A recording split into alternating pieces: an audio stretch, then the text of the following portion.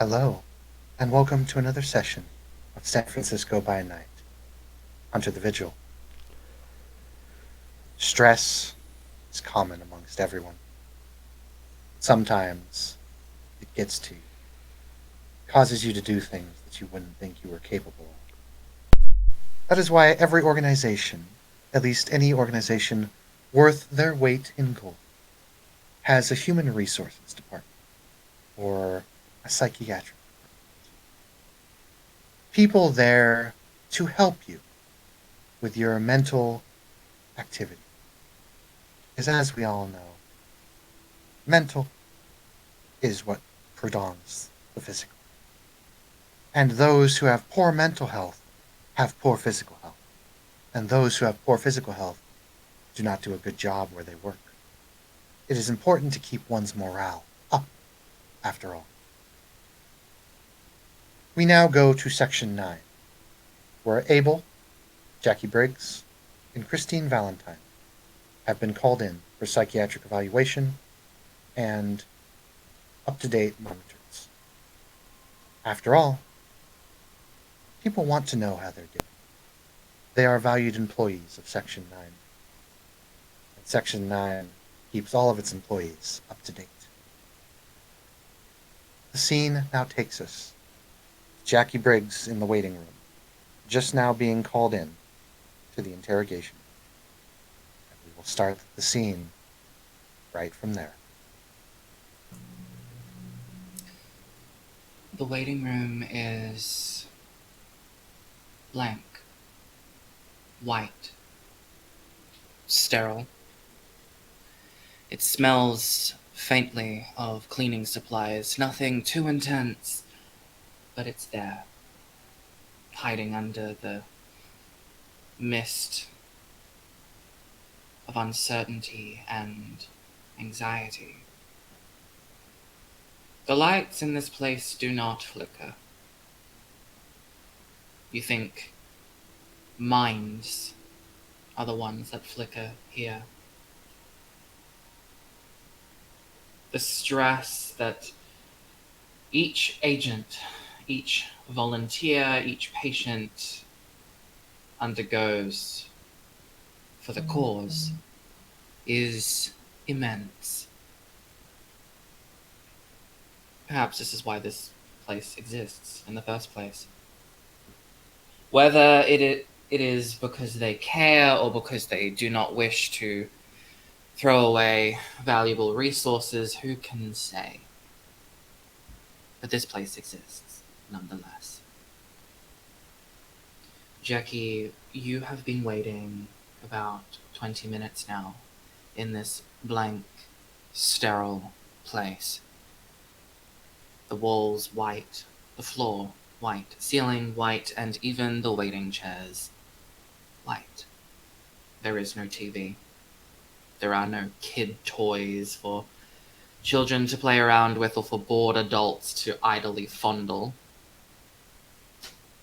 It is just you in this room, alone with only your thoughts. For what is 20 minutes, but seems for much longer. What thoughts are coming into your mind as you wait in a place like this?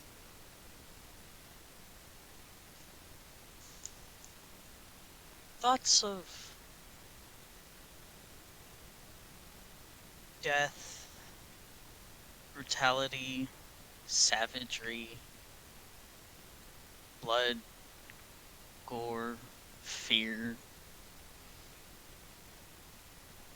Just slowly but surely spiraling deeper into a trauma that she had hoped she had forgotten.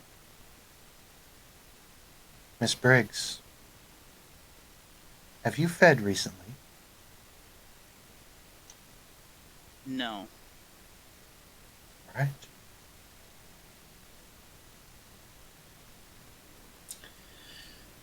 It doesn't take too much longer before the, unsurprisingly, white door opens and a middle-aged man steps out.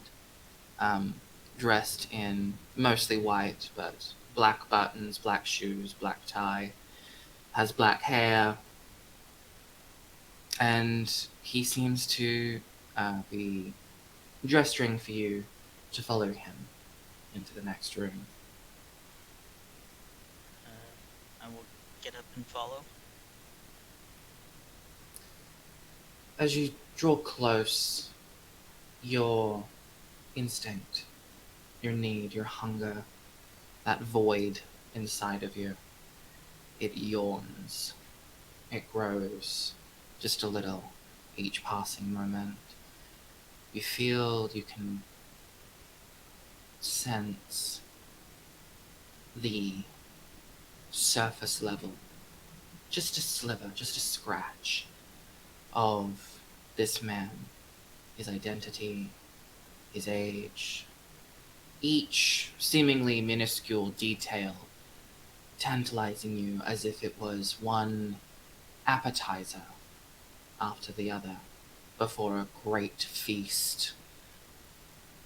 And the food items seem to chant your name, calling, begging for you to eat them so that you may be full.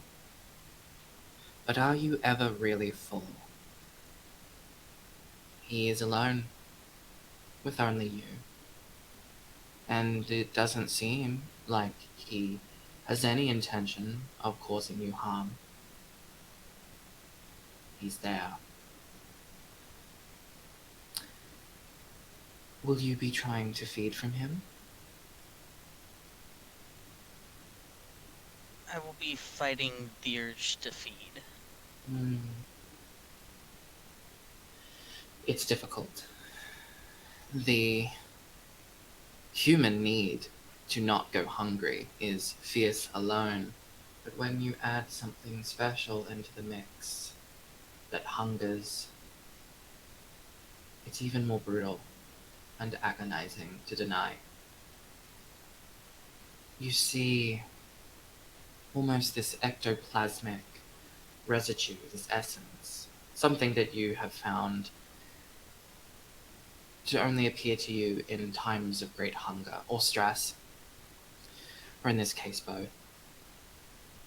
It's a teasing perfume cloud of sorts.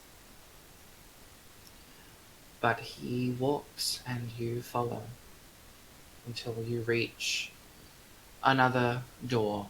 However, this time, the door is a cozy wooden brown, as if it was fashioned out of some kind of log cabin structure. He knocks, and you hear a very calm woman from the other end reply, "Come in." And so the door opens from this man, and he gestures for you to walk inside. Now that the door is open, you can see the very stark contrast. This is not a highly sterile, super white, clinical place.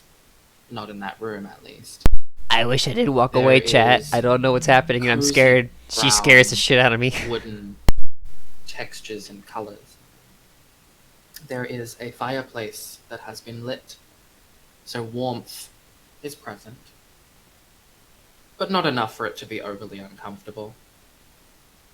There are paintings of different genres of style, some confusing and nonsensical, as if a madman had drawn them, created them, and others that are more uncomfortably hyper-realistic, like that art piece of an eye hanging from the ceiling, looking down on the room.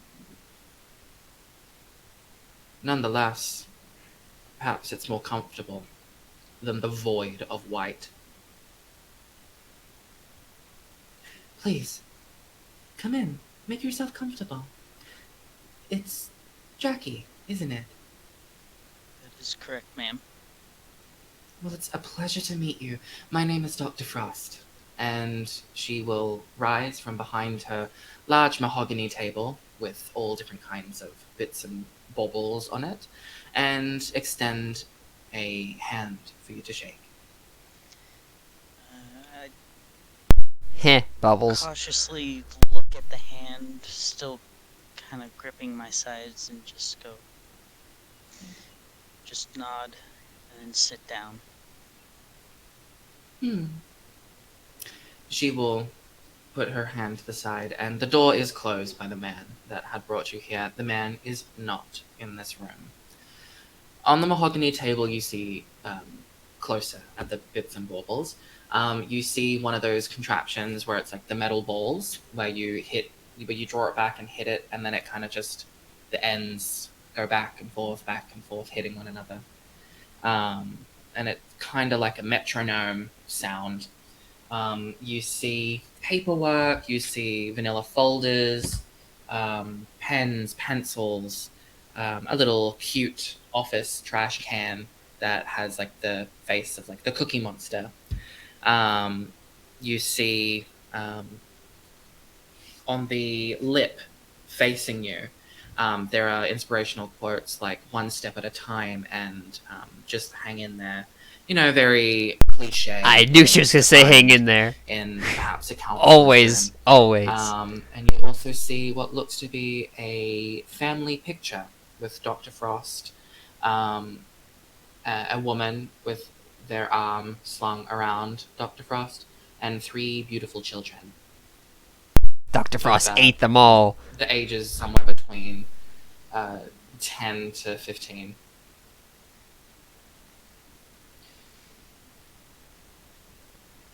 So, I don't think we've met before, not officially. Um, did anyone tell you what it is that I do here? No, ma'am. Do you have any idea? Shrink? I suppose that's one word to describe what I do. I am someone that the organization calls in when they feel like there has been an increase in stress or difficulties. The organization has found that you've been struggling. And I just want you to understand that that's okay. We're all human. We struggle. It's part of the condition. They are very much not human. I would like you to help me help you. I know it's difficult to open up to a complete stranger, especially in circumstances like this, but hopefully you'll learn that I can be quite helpful. If only you just let me. So why don't you tell me a little bit about yourself? Let's start easy.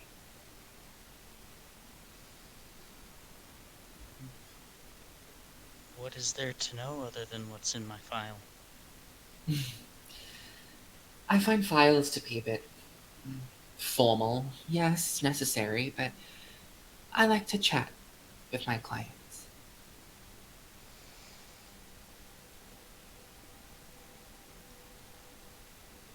Look off to the side at one of the paintings and just go, well, I was in the military before Section 9.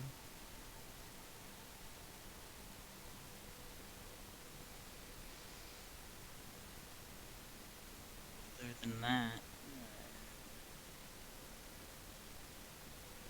And what not about much else. before the military?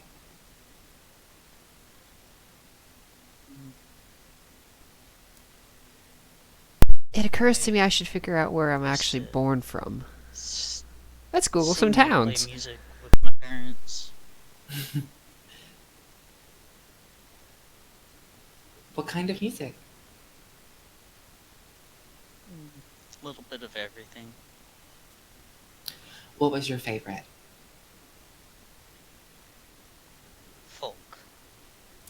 Oh, that's really good. I find that a lot of people, especially nowadays, they've lost touch with, um, between you and me, one of the better genres. But don't go telling anyone. And where are your parents now? Still alive, still practicing music. I'm sure they're on a tour at the moment. They sound very successful. Have you gone and visited them somewhat recently? Mm. Before I got into Section 9, yeah. Mhm. And how long have you been with us? Out of character question for Bot. How long has it been? It has been 2 months. Okay. It's been 2 months. Hmm. And have you tried to contact them? Letters, as outdated as that is now. Um, Text calls? Emails mostly. Hmm. Since they're busy a lot of the time. They know I can take care of myself, as I did after I lost my legs. Hmm. Yes, that must have been very hard. I'm sorry. Let's talk about that actually. Your time in the military. What was it that you would? What was your role in the military? Uh, I grip my sides a little tighter and just go. Uh,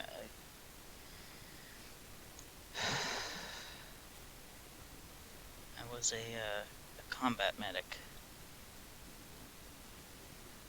Mm-hmm. And how many tours did you do, if you will? One, maybe two. Mm-hmm. It all kind of blended together. Mm, of course, of course. And what what gave you that push to become a combat medic in the military?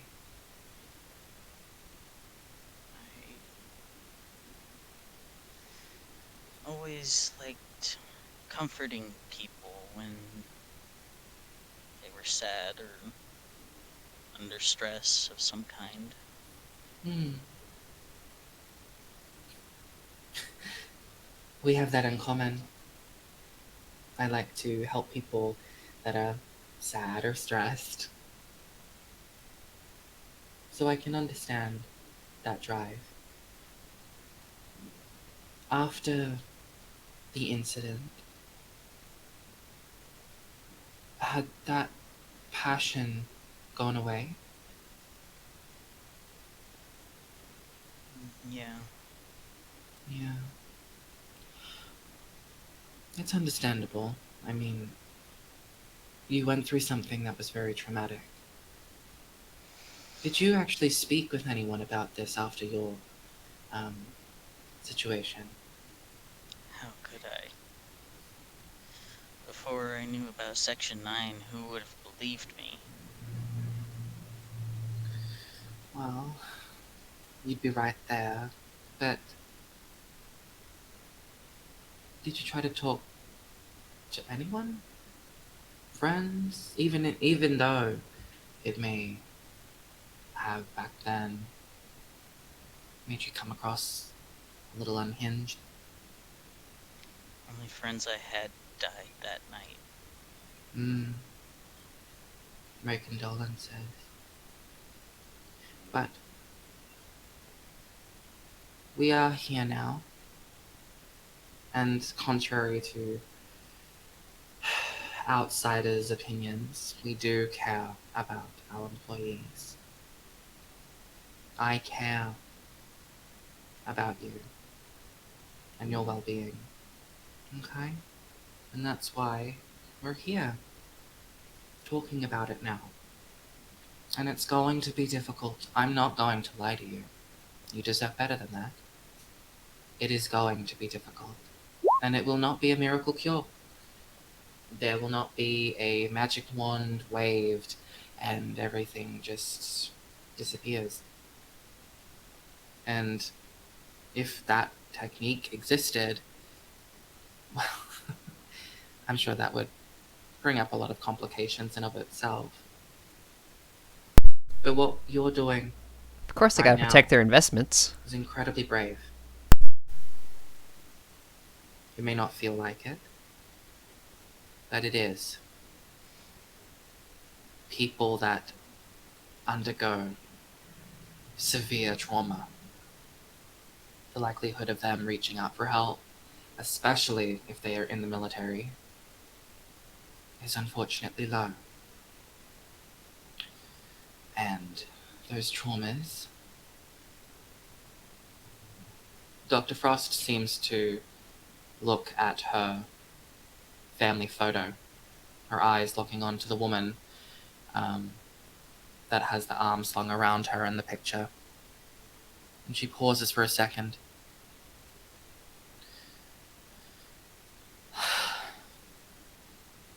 Sometime trauma can eat you whole.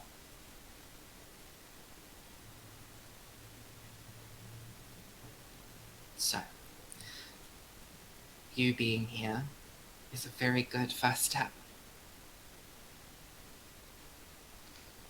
Well, orders are orders. Yes, I suppose they are. Do you understand that, or can you see that your instructions to come see me today was because they care?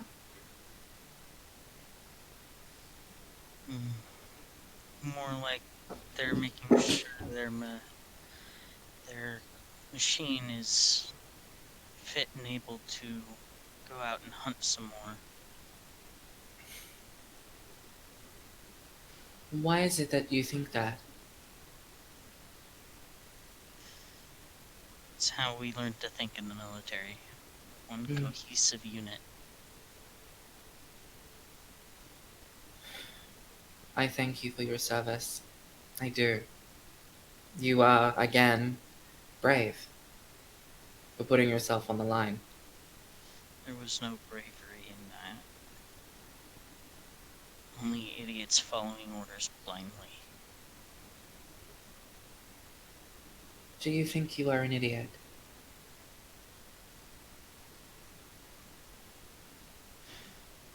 For joining the military, yes. Do you think you are still an idiot? For joining Section 9, probably. Why is that?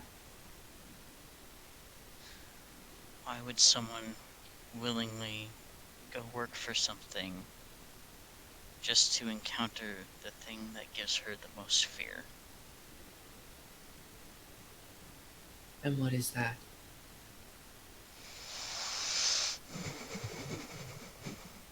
Ooh, she did the breathing. She did the Just- breathing. After a very quivering sigh, I just stay quiet. Alright. That's alright. Maybe I can offer you a drink. Water, if that is what you would prefer.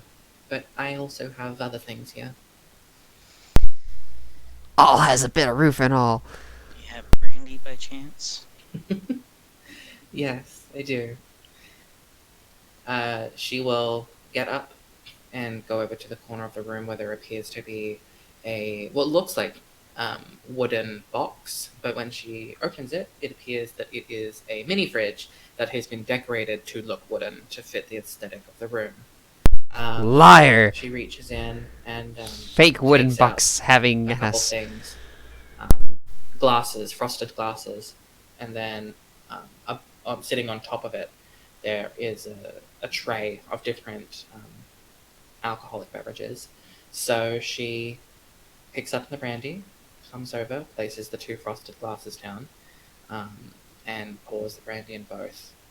Did you want that on the rocks? I'm so sorry, I should have asked. This is fine, thank you.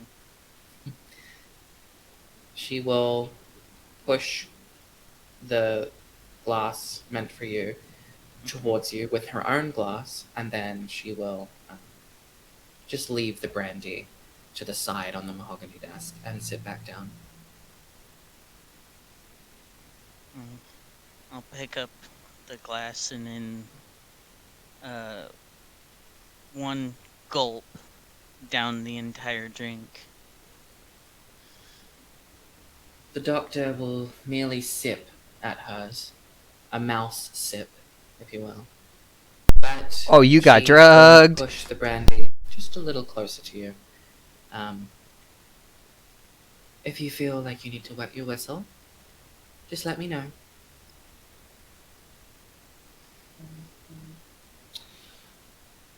Our relationship, you and I want it to be built on trust, respect, and understanding. We are equals when we are in Oh, there this may have room. been some blood bonding going on Right. with that shit. Ooh, I wouldn't have taken I that respect drink. you, and I think beyond all of the things that have happened, deep down within you, you would like to be helped. Though I can see a lot of self-degradation, a lot of blame, and that is natural for someone in your position. But you are not alone. Oh man, even I You almost have me want to to talk open up to to now. her. Oh, I don't trust you. Has there been something that has You're scary, lady. I love you. been making you more stressed than usual?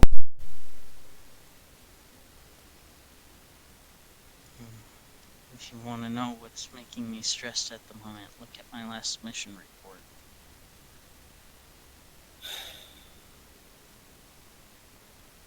I could. But I think it is more effective if I hear you communicate it. By speaking these things, we control them. We take power. By refusing to talk about things, we are giving up that power. We are giving in to fear. And I think you are much better than that. I want to be your friend, but you're too scary. I will pour myself a full glass of the brandy. Ripperoni, bro. Again, chug it. No, don't do it. No. That's bad. Sigh and Oh, watch it. Listen here. kind of Totally gonna end this with blood. Wait, now you have Reserve back Bloodbond into 3 or myself something for a crazy moment. like that. thinking upon what to say, how to say it.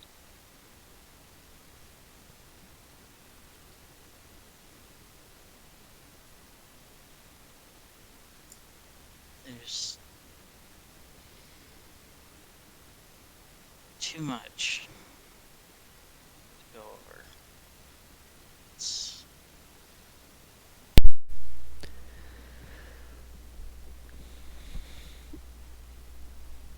I could have done more. Would you find it easier if you were to draw the situation that happened? Or write it down? I am so gonna give this woman a hard time. Shake my head. I'm so gonna try. Just start muttering. To to myself, could have done more. Could have done more. Should have done more.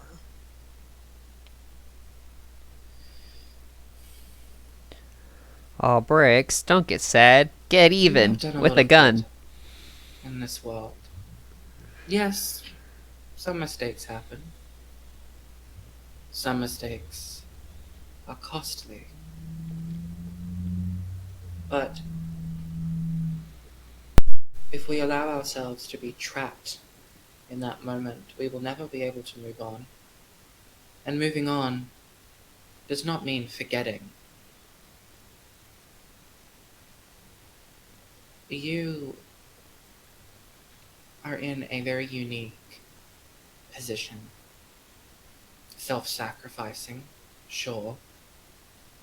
But you are doing your part to protect innocent people from things that they could not imagine. That's why I can't hate Section 9, Have because you I ever do that. wanted to leave? To no longer want to protect?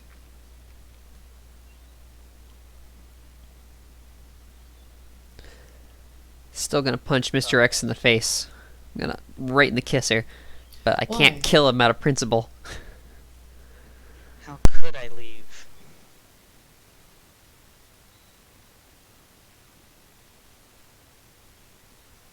If I leave, then that means I've left them. And they'll draw my legs up and kind of go into a more fetal position.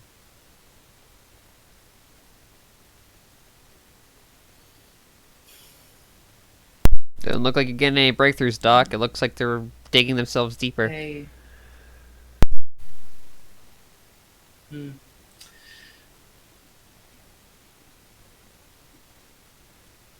You see that Dr. Frost is wanting to say something, but is trying to figure out how to best communicate it. So she takes a moment.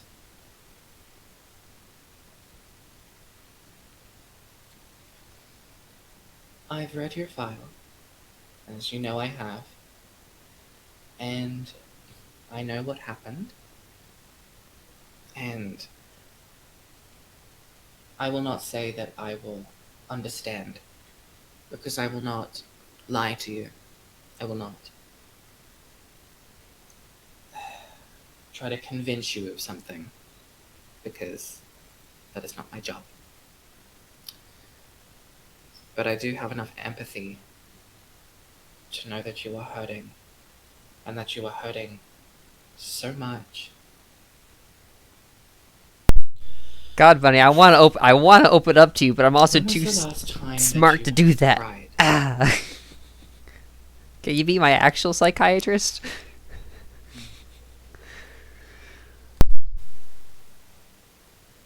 I haven't shed a tear since that day. Why is that? Fucking edgy. Don't know. Why is that, Jackie? Don't know. You don't know.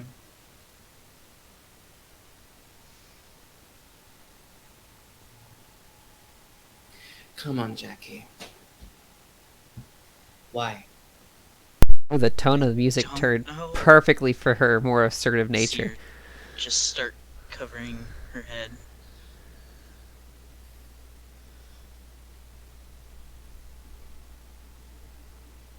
They're still fresh in your mind, aren't they? Still hear them scream. Jesus, bro. Okay. The claws, the mouths, the blood.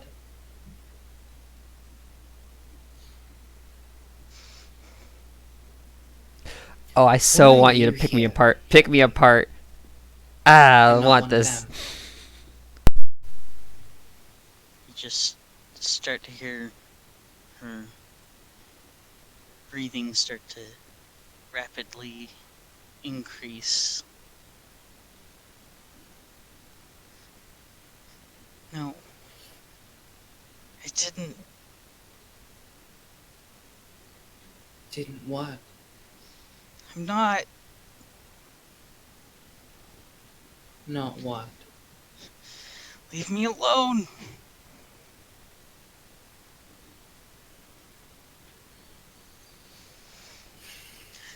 You just hear her as she stands up all of a sudden.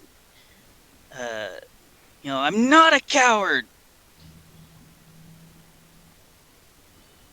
No one said you were.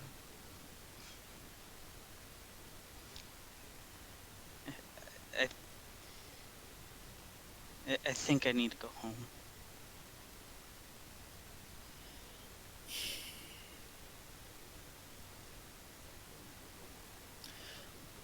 Are you sure that that is a good decision?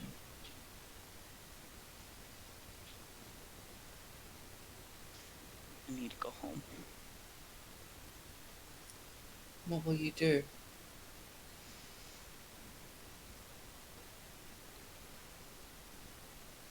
There's no response. You gotta finish the breakthrough. You're almost there. You're on the edge. Just take that leap. You know, I wish I had some popcorn.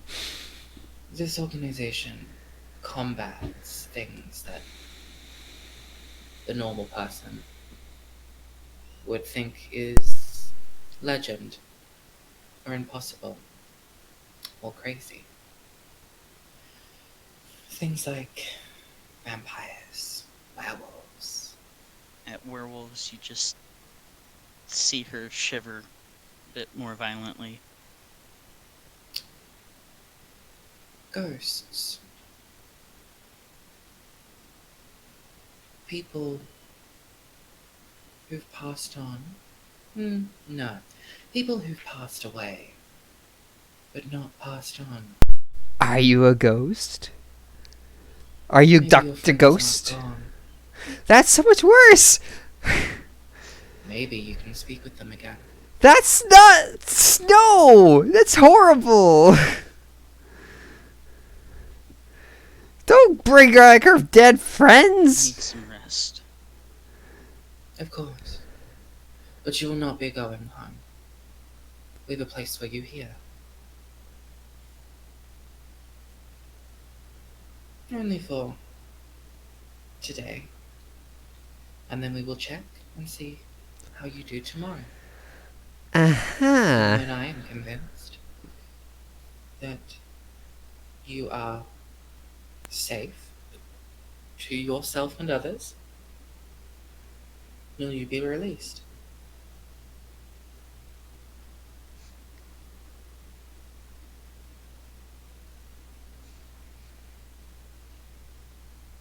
Still So no when- response.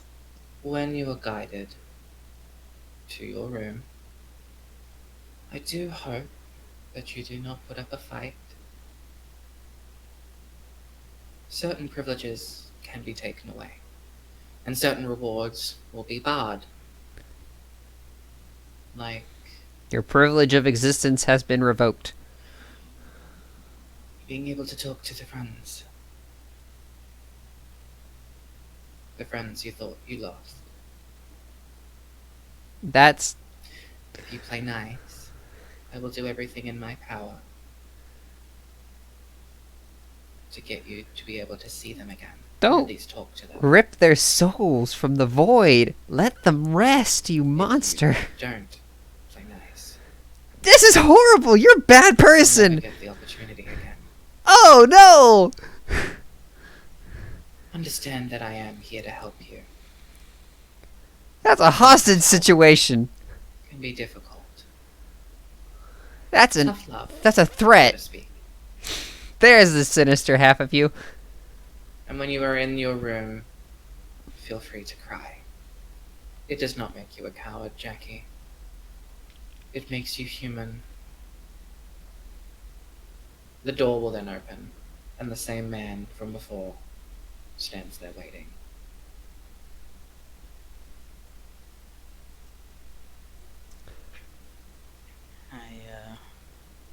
Oh, walk over, fuck. give a nod to Dr. Frost, and then Hmm. hurry out of the room. I feel obligated to The try man to. will guide ways and beyond different doors. There are not neon, but there are lights affixed to the ceiling that kind of point towards like fire exits and exits along the way. But Okay. he is not taking you down those ones. He's taking you towards a different quadrant until he stops in front of a door, opens it, and it is a small but quaint room. It is devoid of any items that could be used to harm yourself or others. No forks, no knives, no metal spoons, Man, but I like spoons. no ties, none of that. Oh, that's right, I still need to get finger spoons for my character. That is still an investment of science that I need to invest in. I think it might be my turn. This is where you will be staying. Almost. Fuck. Slowly shuffle inside and immediately go to the bed and just sit down on it and Oh, you stare at the floor. poor, poor broken If woman. you- There are. Sorry. If you need anything, press this button on the board. They give us He gestures to buttons. a button that is affixed to the wall next to the door. It's basically a standard hospital nurse call button. Hope it makes an annoying sound.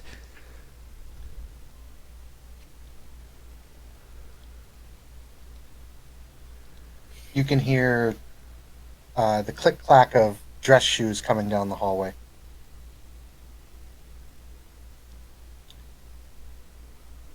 Mr. Edward, what are you doing here?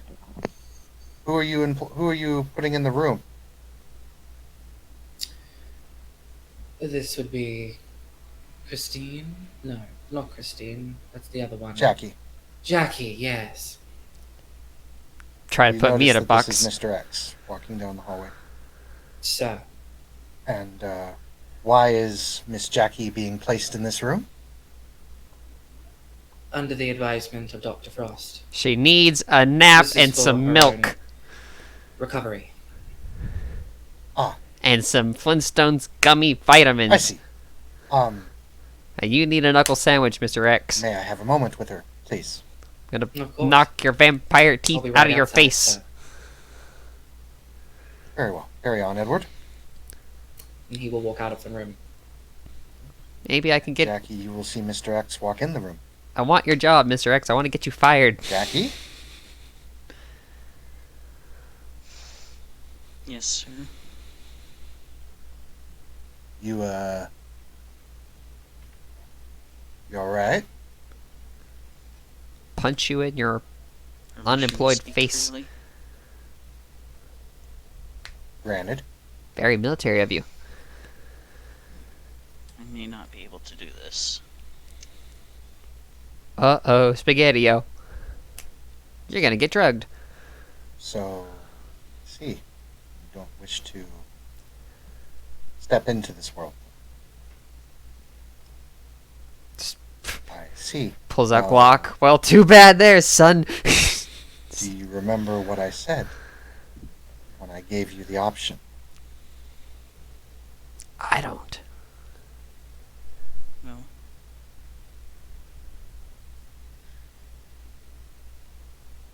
When Alice fell down the well and went through the looking glass, did she have the option to turn back? Oh. Well, that confirms that suspicion. And as I said to you before, how will you ever face that fear you have? How will you ever break this shell, this prison that you have made for yourself unless you move forward? There's no turning back now, Miss Briggs. We all float down here, Miss Briggs.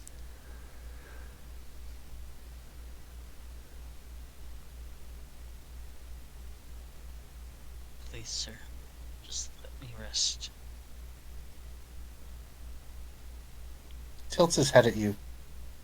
He says, Miss Briggs.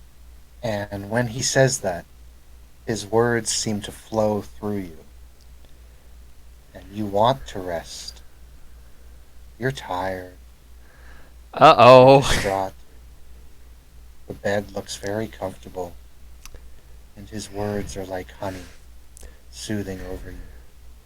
Uh-oh, He's a good Spaghetti-O. man, isn't he? He's done everything he can for you. Oh, yep. And he continues to help you What'd I tell to you? this day. He is a good man. Let's take his advice Bloodbounded. Knew it. and rest. They would never take his drink from weirdos. Good night, Miss Briggs. He leaves. And if I'm wrong, well, either way. Jackie, you feel the undying urge to sleep. Yes. As I'm falling to sleep, I'll let out a Unfortunately, sob.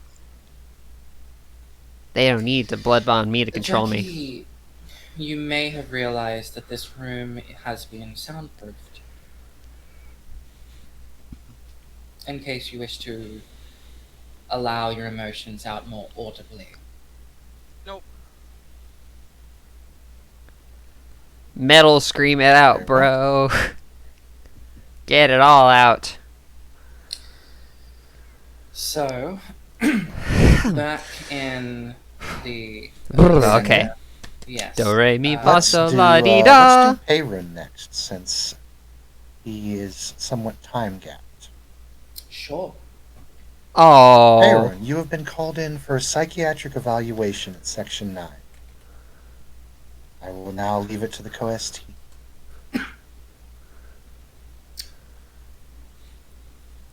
Yes, so the waiting room is very white, very sterile, very devoid of anything entertaining or distracting. There's no TV, there's no children toys.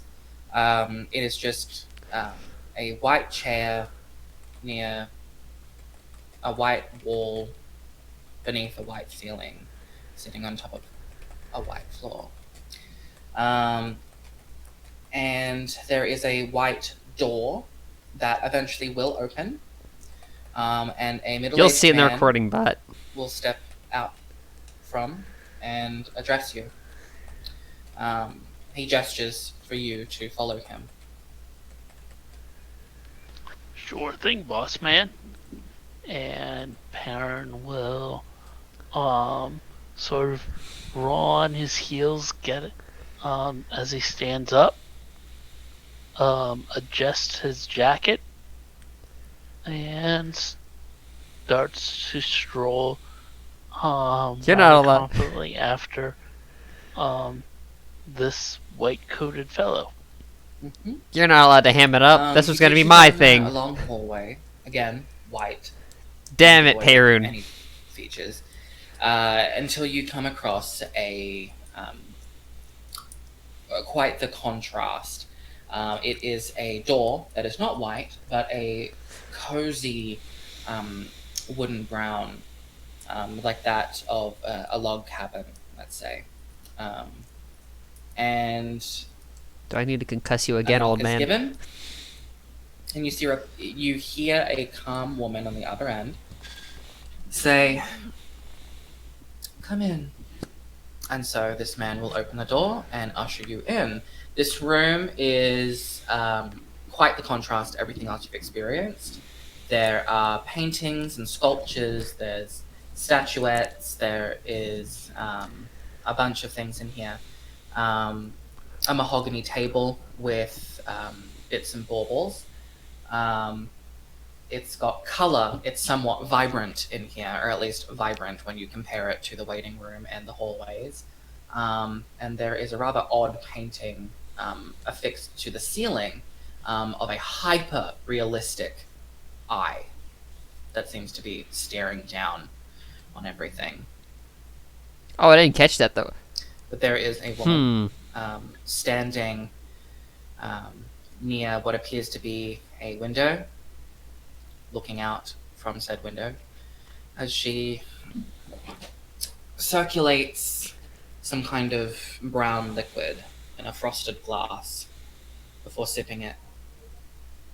Please, take a seat.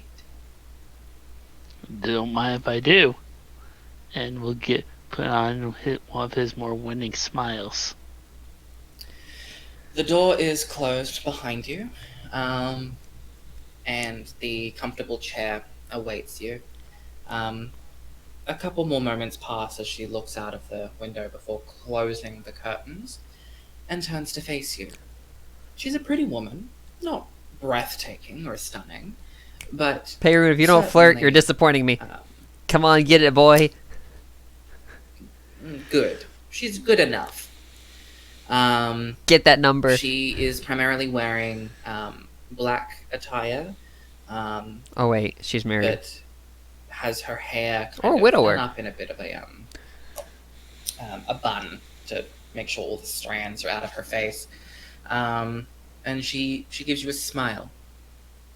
It's a pleasure to meet you at last. My name is Dr. Frost.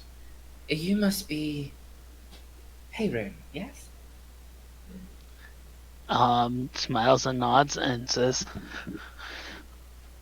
Miss Frost, Dr. Frost, the pleasure is all mine. And he'll offer his hand. Dr. Frost, one cool beauty. She will take the hand and give a good handshake. Oh, good. She gives a good You handshake. seem That's to be a lively one. Have you been having fun lately? Oh, I've just been having a blast. Really? Tell me more. You know, adventures, mysteries. Who knows, we might even rewrite history. I'd hope not. you son of a bitch. That sounds like DuckTales. Woohoo. a very loud thing to do. I was gonna be the cocky one. Continues to smile and goes, You bombastic bastard. well, we'll never know until it comes, unless it happens. Now I have to be the When distrusting would one. we even really know? I suppose. What have you been doing lately? What adventures and mysteries? Well, and do I have clearance to talk about this sort of stuff with you? Of course. You have clearance to hear about this sort of stuff. She smiles. That's not a And yes. with an eyebrow. That's not an I answer. do have clearance. All right. Well, our last little foray was diving down into a underground military base, very spooky like. Hmm. When poking around there, found some experimental test tubes, human size. You know what I mean? Mm. Think one of our fellows is part of that, but he's not really one of our fellows anymore, if you know what I mean. Can you elaborate on that? Scratches the side of his head. Goes, Don't sell Abel out if that's what you're about to do. I don't know if I'm supposed to know this, but Mr. X did something to him. No! No! And now I don't think he's exactly human anymore. Hey, No! I'm wrong. I'm not making any judgments here. I've seen a lot of wild stuff throughout my life. Hmm.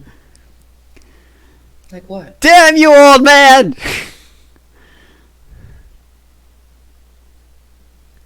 um, will slowly bring his hand up, and as he does, he'll splay his fingers out and demonstrate as the electricity seems to jump between fingertip and fingertip. Never really knew the whole supernatural scene existed, but I've had my run-in with. God damn it, old man! Don't tell her everything 'cause she's pretty! Always been skirting the edges of this sort of stuff. Mm-hmm. Hell, the lady who taught me how to do this and master my talents that I was born from knows how to do it. Don't sell out your what old I do mentor! only with air and sound. Well, I think it's the same thing. I'm not 100% sure. But like I said, I've had to deal with this sort of freak. Mm-hmm. Have you ran into any trouble because of this? The stories I could tell you. It gives a small chuckle. There was this one time when Darius and me, so we were breaking into. Oh no, he's breaking up for me. One of those big rich tycoons that likes to sell, likes to gather up stuffs. He was shipping in a bunch of these new VR goggles. And it was going to be a big score if we could even get our hands on a couple of them. They would go for street value upwards to like a few thousand creds. Big score. And then, mind you, this was back when I was still a wee lad and hadn't exactly met Madame Maroche yet. So I didn't exactly know how to control my stuff.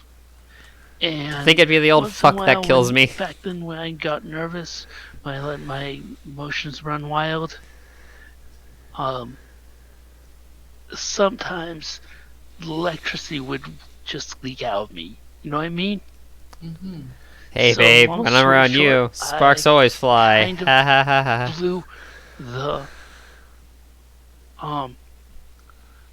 blew the alarm system, and things went south quickly. I mean, I got out of there, Darius got out of there. We were both perfectly fine. It was all sweet and dandy, but Just yeah, I've had plenty of trouble with my powers. to be before. fair, no one else asked. Have you hurt someone before?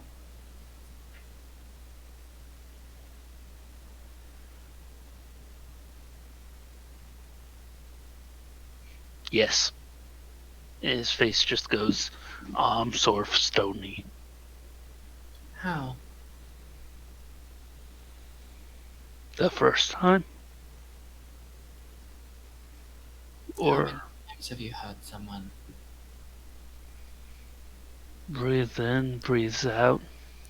Oh no, when you're a live wire, people get zapped. What does that file of yours say about me? Well, I don't think you're classified. Bum bum bum. But perhaps we can make a Ba-da-da. trade. A deal. Don't make deals with devils! You're just... Man. Uh-oh, chat. The server's fucking up because StreamYard sucks.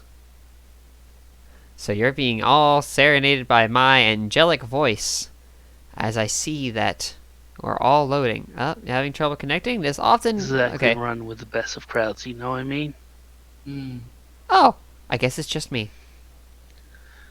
Asking me if I've hurt people before? Yeah, I've hurt people before. Have I killed one or two people? Regretfully. Why is Christine okay? Why am I okay with kill? Well, they deserve it. They're a bunch of bastards. I'm not proud of it anymore.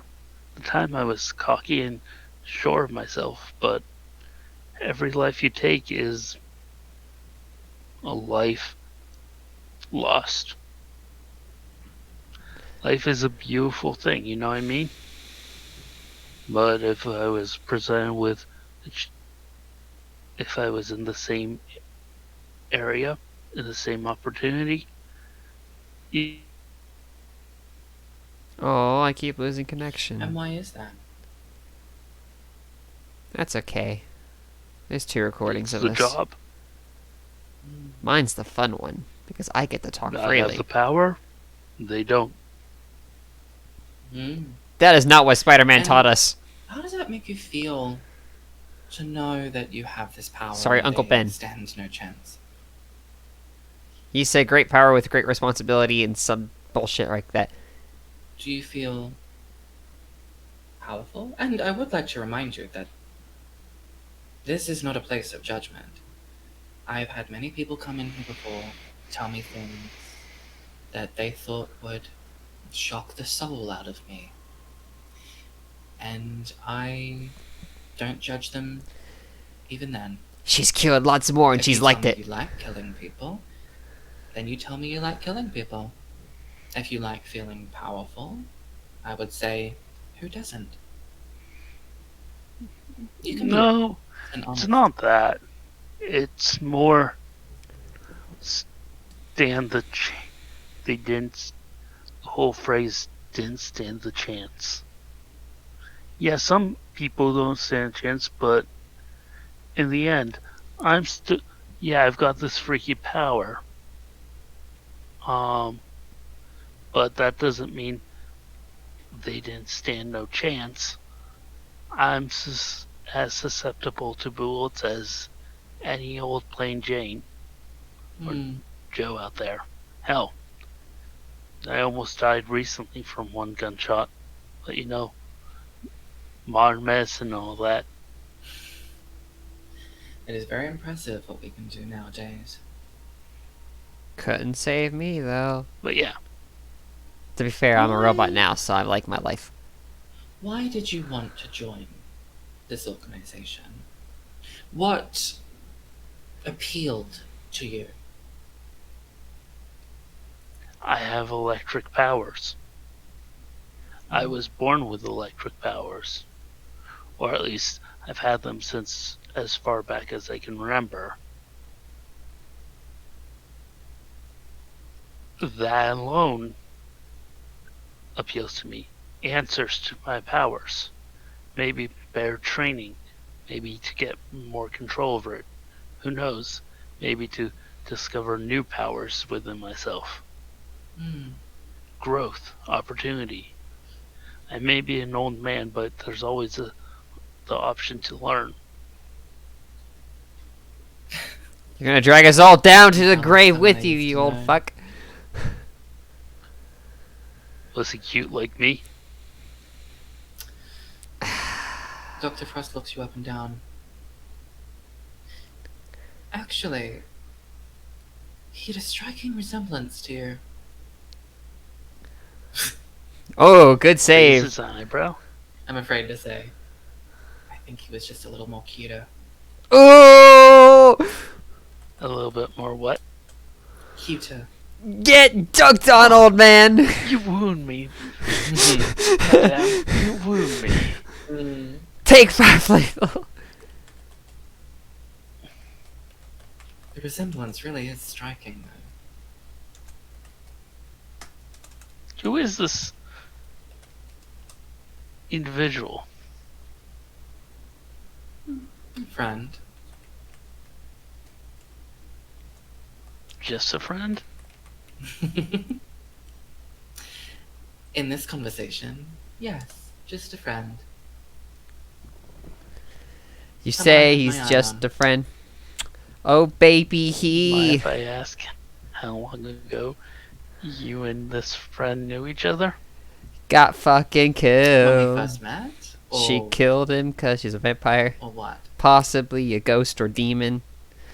I don't know the system well enough to General, know like. what they are. Yeah, when you first met. When I first saw him a bit ago, but I don't know. I think something happened to him. Just not sure what. How rubs his chin as if he's onto something and goes, how much of a bit ago? Like you said, this is a safe place, no judgments. You can't play against. You can't play her on her role. She doesn't have to play by her own rules. She's in full control here, buddy. Just a bit ago. A couple months is when I first had my eye on him. And now he's dead. I hope I'm And then recording somewhat this. recently, he changed.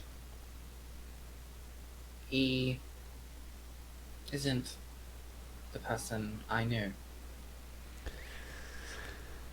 Was this change for the better? I'm not sure. Our boy's pulling the old switcheroo. I quite like. I prefer how he was.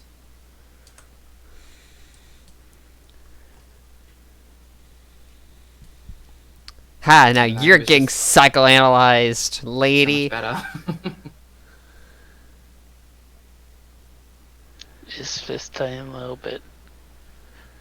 Well, maybe the change is only just beginning. Maybe he's going through a metamorphosis. Metamorphosis. This Getting place- stronger, better. Taking Harder. a step back, 2 steps forwards.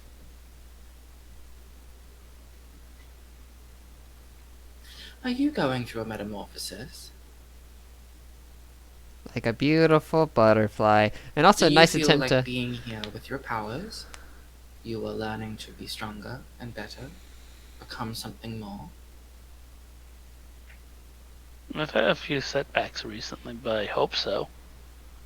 What are those setbacks? I've lost something this place gave to me. I need to find out how to regain it. And what was it that you lost? Okay, good. Maybe I can help you find it. No, I think Mr. X would be the better person to ask on that subject.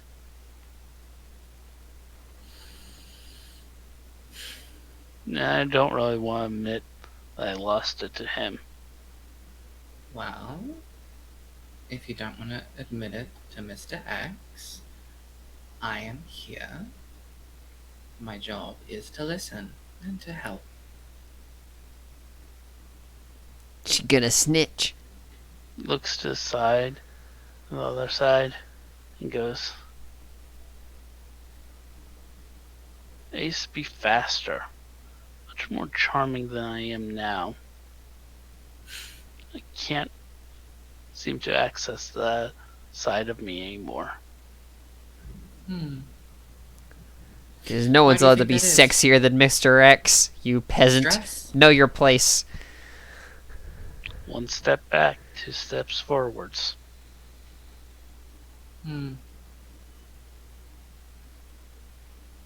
Old men, man, they're hard to get a beat on because they don't care. You are quite something.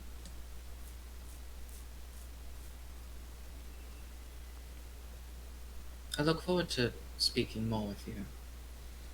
But it seems like you have relatively a good grasp of what's going on. There's something else there.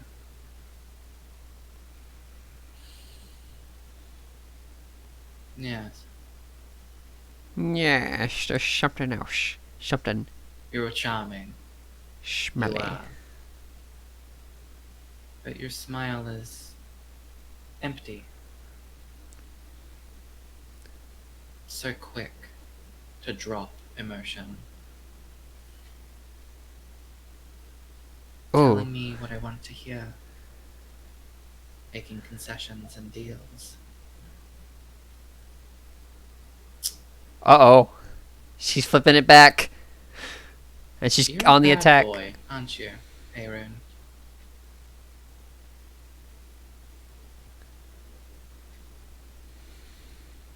Anything to get ahead. She's getting What an your interesting she's thing to getting say. your number. She's getting your number.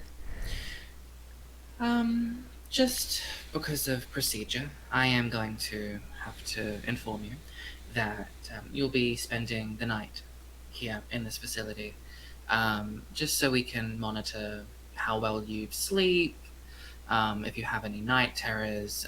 We understand that going on assignment can cause many different kinds of stress-related issues. And we Oh, just wanna make no. sure that you're doing all right. Unfortunately, this is mandatory, and the agreement that you went through when you first joined this organization did mention this. Oh, come on, Doc. Can't be another night. Come on, I've got a date. With who? Oh, this lovely nurse I've met recently. Her name's Bianca. Oh, I'll let her know. Blinks at that.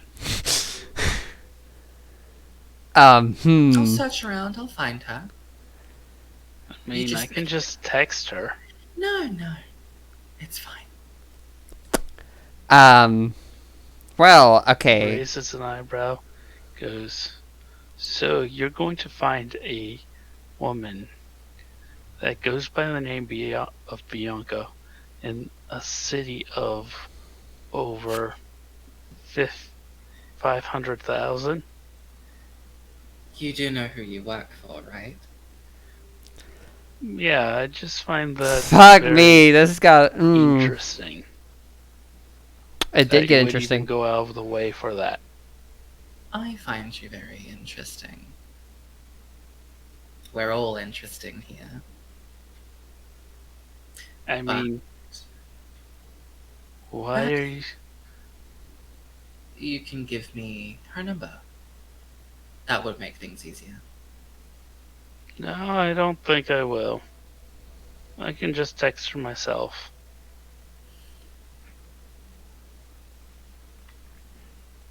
There's a long pause.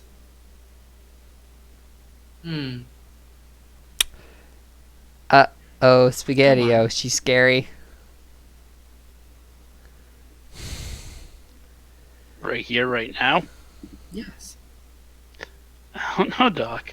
I don't think I can get up that quickly. Good God. Very interesting. Edward! The door opens and the large middle-aged man comes in. Yes, ma'am. He's ready to be escorted to the room now. Of course. Oh Sir, you come no. with Chat Radio, is radio. And when he leaves the hallway, he will take out his cell phone to text Bianca. Oh, by the way, the deal that we made. You wanted this file, yes? Huh? Keep it. I just want to know if they knew about my past. She opens up the manila folder and flicks through completely empty pages. Well, that's good then. Well. Fuck. Sir, if you would please come this way. He'll follow. Well, boys. One text and one phone call, and then policy says everything else is blocked. Alright. I'm going to text Bianca to cancel the date, and then call my neighbor to have him continue watching Bowser. Bowser. Okay. She texts back, sad face, but she understands, because you told her a little bit. And she says, another time then. And then she sends you a little heart emoji. All right. And then I'm calling my neighbor and basically telling him, yeah, I'm still busy. Continue watching Bowser. Oh yeah, no problem, Payroon, man. Hey, Bowser and Ed, they're getting along great, so it's no worries, man. Yes, Ben you some money later Oh, poor Nick. today, Oh, or hey, man, probably no, tomorrow. no worries, man. You good? You good? Thanks, man. Peace out. I'm going to close my phone and give a little shake of my head, then turn it off. Huh. Man holds out his hand for your phone. I look at him, go 1 moment, take out the battery, then hand it over to him. And pocket the battery. Kind of frowns at that, but he puts the phone away. And then he closes the door behind you into the small cell room. Alright. Fortunately, I can't sell out my friend. Unless they Walk back fucking to the door. reprogram me, because they could do Dr. that. Frost, next on the line is Miss Christine Valentine. Alright, boys. Just very quickly, did he say anything to you? Alright, He, lads. said It's he about wanted to make get, his texting interesting. phone call, ma'am, and then he took out the Whew, battery of I'm the nervous phone as shit. That's. before he handed it to me. Oh no. That's not part of that's not part of the procedure, so I just let it go. Right. Should oh, I no. should I go get it from him? They can synthesize a battery.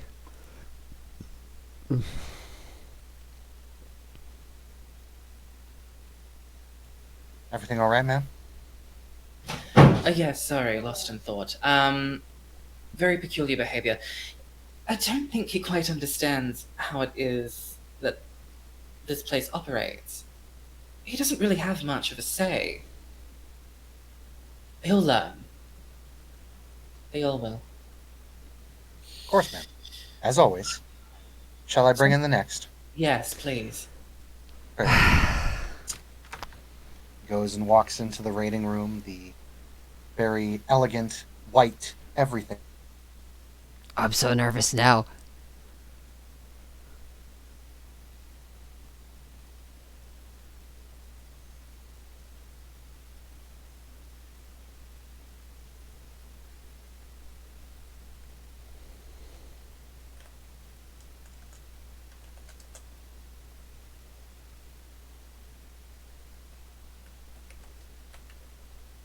My connection's effing up.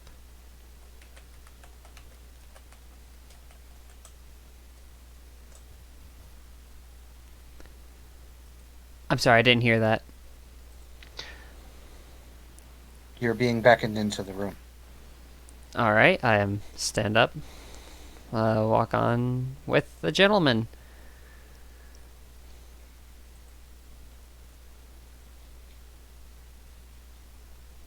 It's getting interesting here, boys.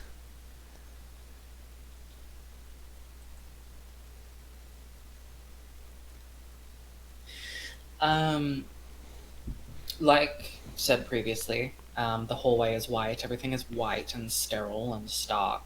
And the contrast of the wooden door is immense. And when the door is knocked on and a woman responds, the door is opened and the contrast is even more significant, with all different kinds of colors and intensities, bits and baubles. It does seem much more comfortable than a place just painted white. So the woman, slightly good looking woman, forgettable though, is sat at her desk writing something down on a notepad before she looks up and smiles. You are Christine Valentine, yes? That's what they tell me. How good afternoon.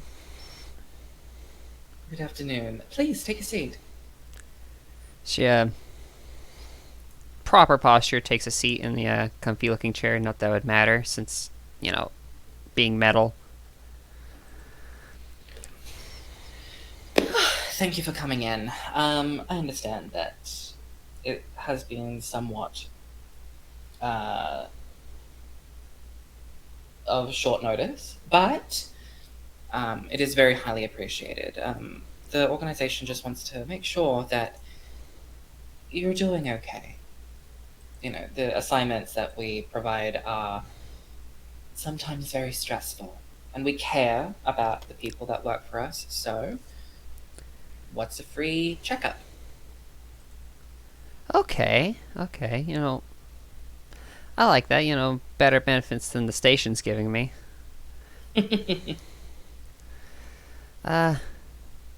As of stress, I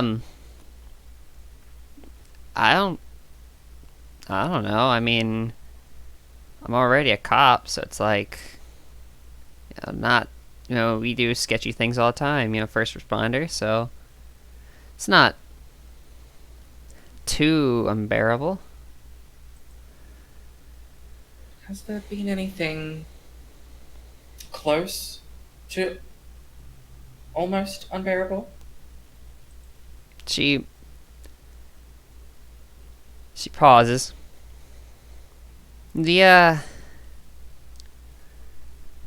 Well, there was, I mean, kind of shaken up in the bunker, but I'm over it, It's no more as bad as when, dog barks at you, at least in my case. But I'm doing okay. You say that you're over it. That's kind of my job to determine if you really are. You know, sometimes we think we are over something, and then days, weeks, months, maybe even years later, something happens and we realize that we never really did get over it. And I have been highly trained and educated to find out if someone has indeed moved beyond. Um, so why don't you tell me a little bit about that latest assignment? I mean, it was I've done raids before. I've swept rooms. Nothing. I mean, this place was particularly creepy with the whole military labs mumbo jumbo vibe. But that's nothing too going into a place where there's armed terrorists. That's already stress in of itself, because any situation you go in, not everyone's guaranteed to get back out. But all in all, besides that howling at the end, I fared okay. Not as bad as that. Not as bad as Bricks, though. I felt for her.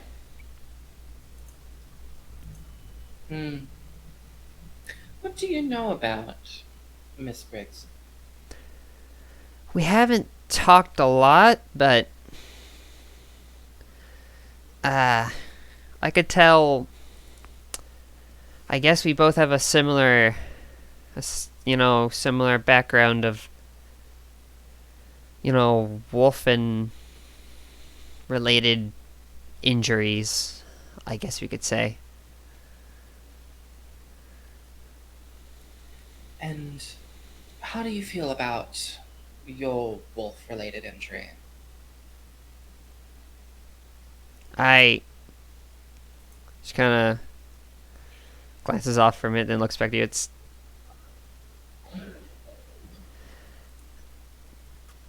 I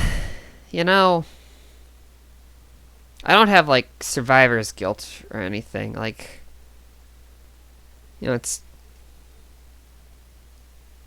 Oh, sorry, I lost you for a second there. All right, it's tough, but Oh, are you able to hear? Ah, shit.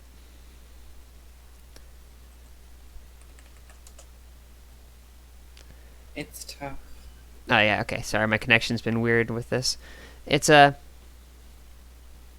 You know, it's... I make it. I'm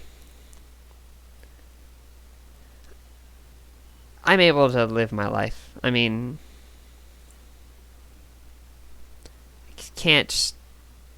I can't deal with dogs, but that's... I'm trying. I'm trying. And that's really good. That's good. The second we stop trying is the second we give in, and the second we give in, things can get a little wonky, let's say. Oh, yeah, So yeah. that you're still trying it speaks volumes about you. Um, when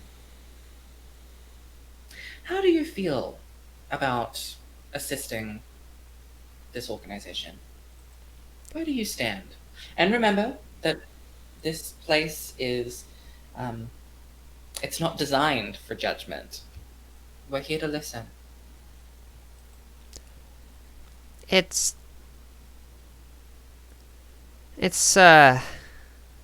really, it's sort of just being, you know, I'm enforcing law. I mean, so far I haven't shot at anybody. I don't think was genuinely. I mean, we're fighting terrorists, so that's we're doing good. We're very clearly doing good. Because, you know, I helped put down a vampire, so that's something. How did that make you feel?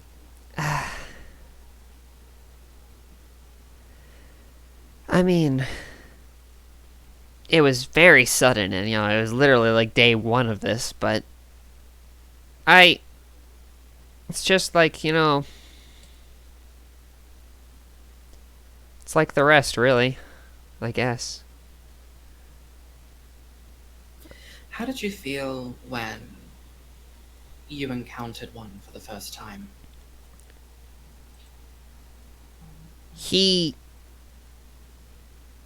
There was, you know, a murder. It was terrible. It was really, you know, I didn't know what to expect. I mean, I went to, you know, grab the man, and he just shrugged me off. That doesn't happen. You know, I've dealt with, you know, pretty powerful people, but, you know, I can usually toss them around like there's nothing. But he just shrugged it off. But I was able to, you know, I've been through a lot of shit, and even before I ended up like this, and I was, you know, it was panicky, but I was able to give him what he deserved. Hmm.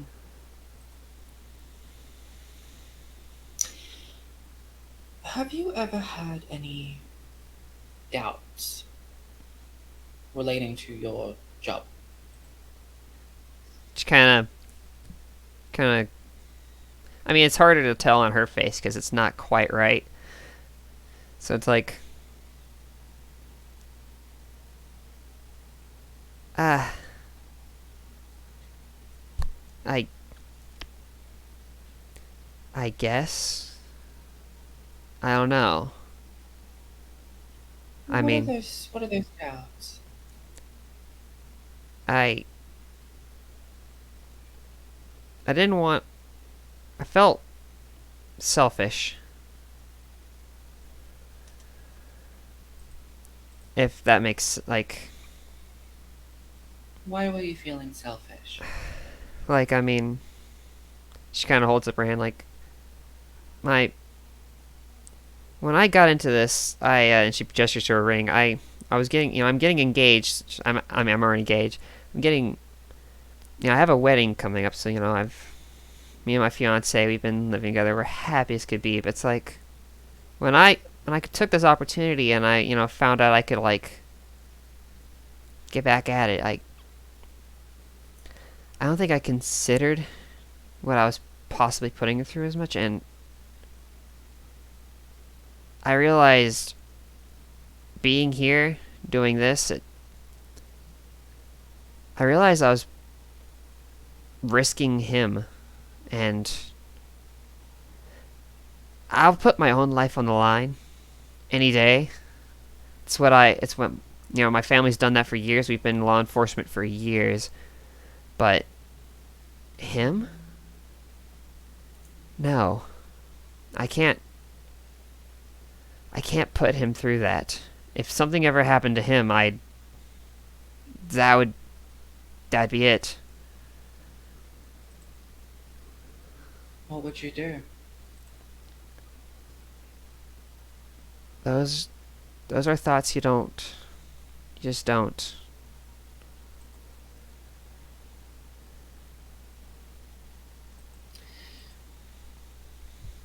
These thoughts, they can be very uncomfortable, to put it mildly. But in our line of work, your line of work, we have to consider all the angles, all the possibilities, even if it is uncomfortable and scary. We need to think about the uncomfortable in order to be prepared for it.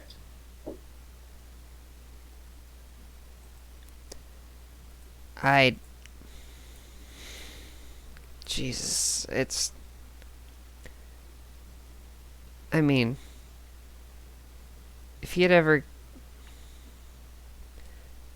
it's not a lot to think about. If anyone ever hurt him, I'd tear the city apart. I'd make it right. I would. That's if I even let them hurt him. But if it happened, God forbid I ever lost him, again, it's situational, because I mean, at this point, you think it's, I already had, being a cop, you already think, well, if someone breaks into your house, someone does this, there's certain protocols. But this world, It's very different. it's a lot more to think about. So whatever situation I'm in, I'd fight for it. I'd fight it. There isn't anything I wouldn't do for him, and there's no distance I'd push myself to go. Well, it's heartwarming to know that even in all of this, the heart still beats. It knows what it wants, and it goes for it. I mean, So try to think that about you, even when things get really dark, because it will. In our line of work, things can always get dark. We're fighting it. I mean, hey, on the plus side, when things get dark, I got night vision, so That must be very handy if you've ever lost your keys, like I do. all the time.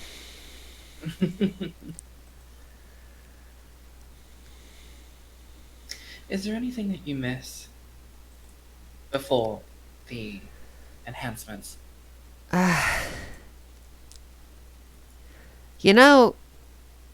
With all the tech and how they can simulate senses, it's certain feelings, like, the human finger, very, very sensitive. You can feel hairline fractures. You can feel something that's like ridiculously fine. They ain't got there yet with these, so I've lost a little bit of feeling everywhere, especially a finger. So, a single strand of hair, you could feel it.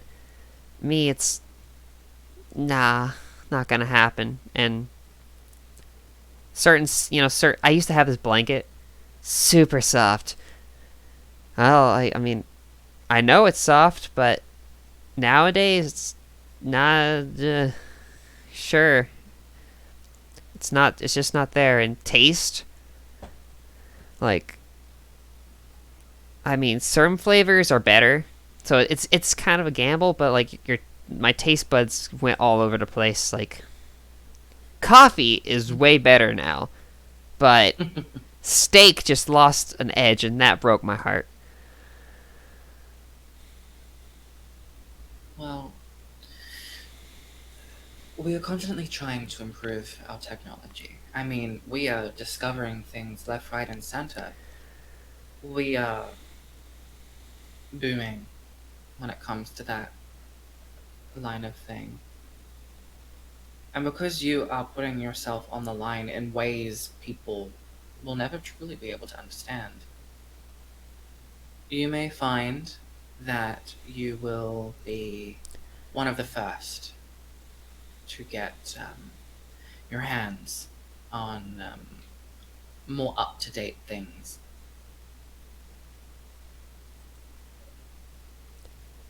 Well, I get laser eyes. She gets a really stupid grin.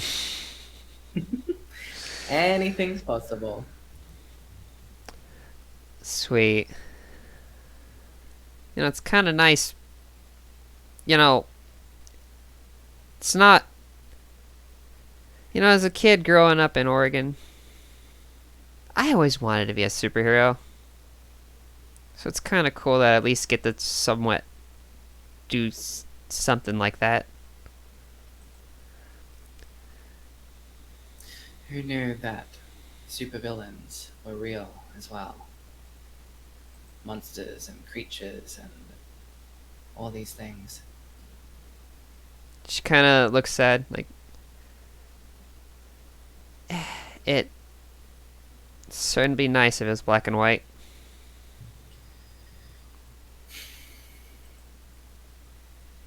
It would. It really, really would.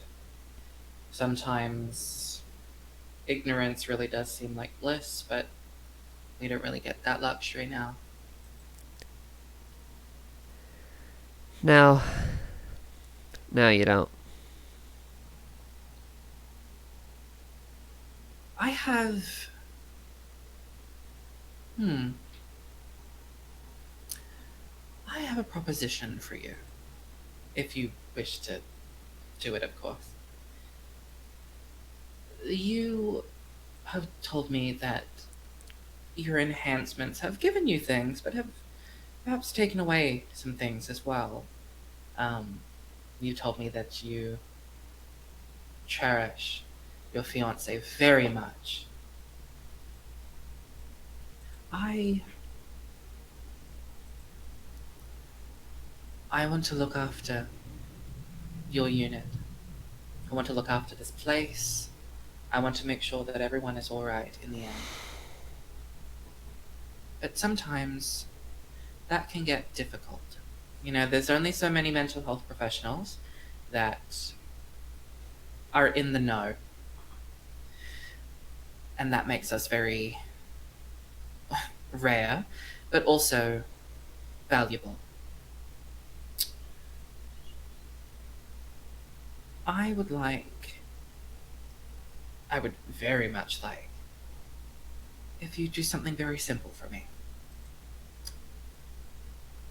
Raise his eyebrow. All I would like is for you to keep an eye on someone from the unit. You said that there was someone that seemed to take the last assignment quite hard.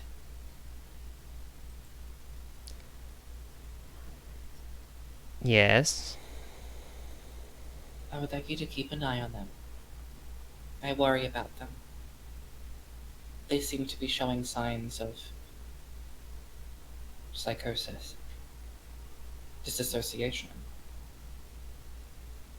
The trauma that she has gone through has not been addressed or managed. And now it's coming out in possibly dangerous ways. More self-destructive than a danger to others. But still, I want to keep her safe. If you can do this for me, keep an eye on her, what she's doing. Be friends with her. Give her someone to talk to. I don't think she trusts doctors very much. And I understand. Doctors aren't for everyone, unfortunately. But she does need a friend. And I think that you're the type of person that cares for people, especially people of your unit. Keep an eye, keep close, keep me informed. And then together, we will be able to help her, slowly. In return, I will do what I can to upgrade or alter some things for you, so that you can feel a bit more like your old self. Maybe even give you your steak back.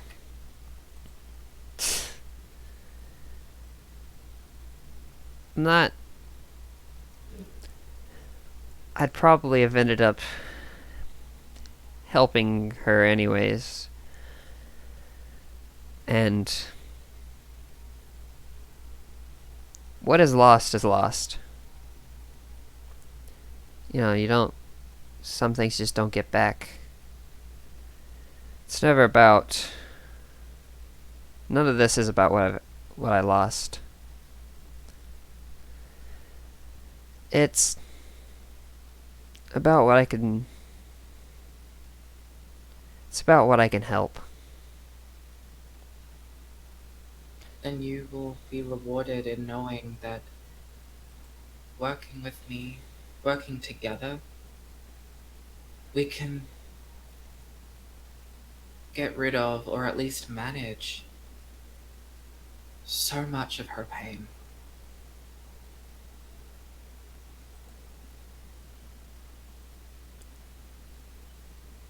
I.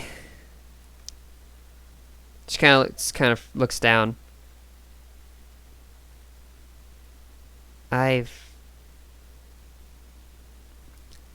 You know, when your face is actually unmasked, it's easy to hide. I've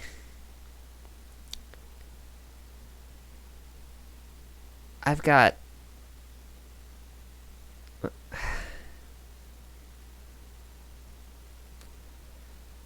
It's hard, because when I say, yes, I'm trying, but I'm still scared.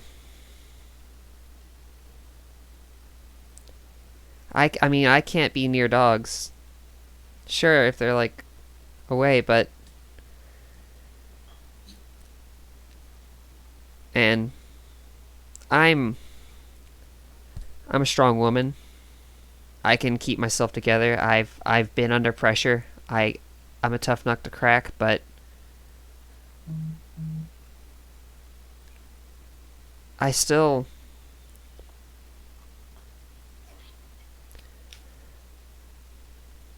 You know what another benefit of being metal is, Doc? This body?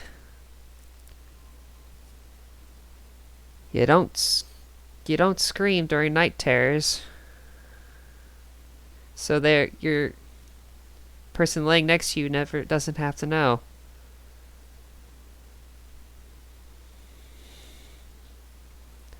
You don't show it. And you can't have tears if you ain't got tear ducts.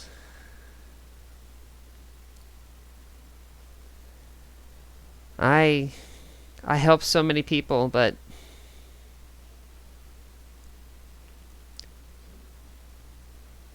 I'm alone, Doc.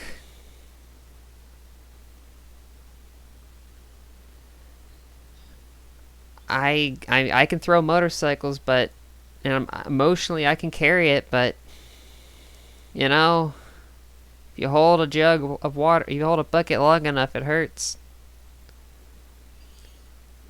I just, You've been through so much. You've been through more than most people. I mean, You've looked into the impossible, experienced its horror, and you're still here.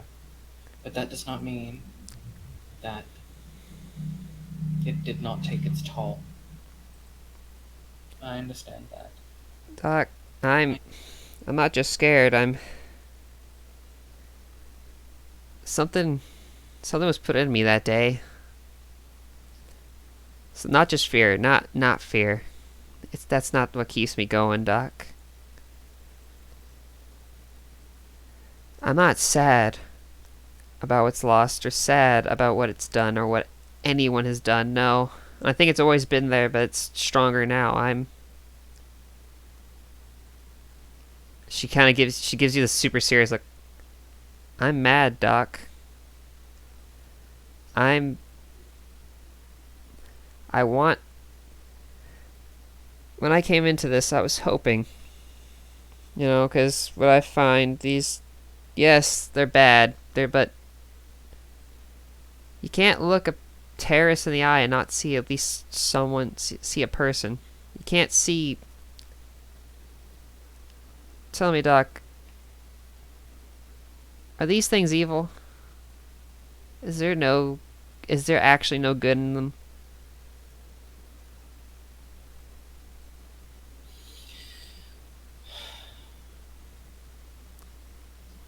In my experience,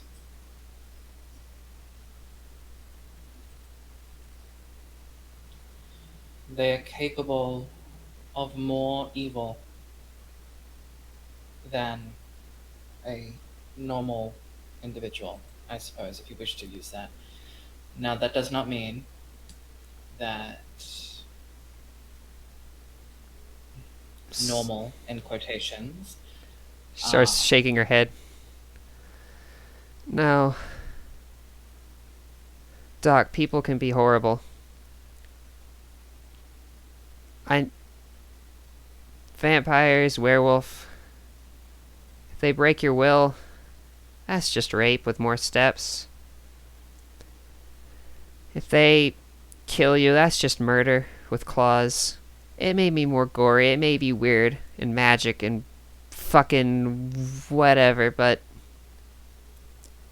the only reason a normal human isn't done that is because they don't got claws.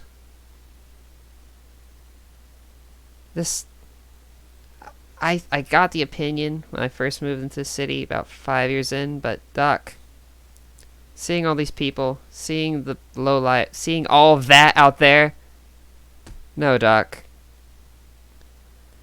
They're not pure. If they're not black and white, they're no worse than a normal person. People are good, people are bad. Everyone's a shade of gray, and it's all just stirring around. I hate this city, Doc. I hate knowing these people.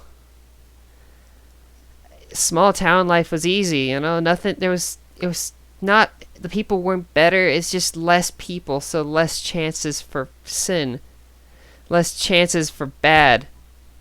And when I first joined the force, aiming a gun at somebody was unthinkable. Now I see the Section 9 people, I see the werewolves, it doesn't even matter anymore. It's me or them at this point. It's the only security I have is I believe I'm good. So I pull that trigger because once they got a gun, it's fair game, ain't it? We're dealing in lives. Everyone's dealing in lives. So when I joined this, I hoped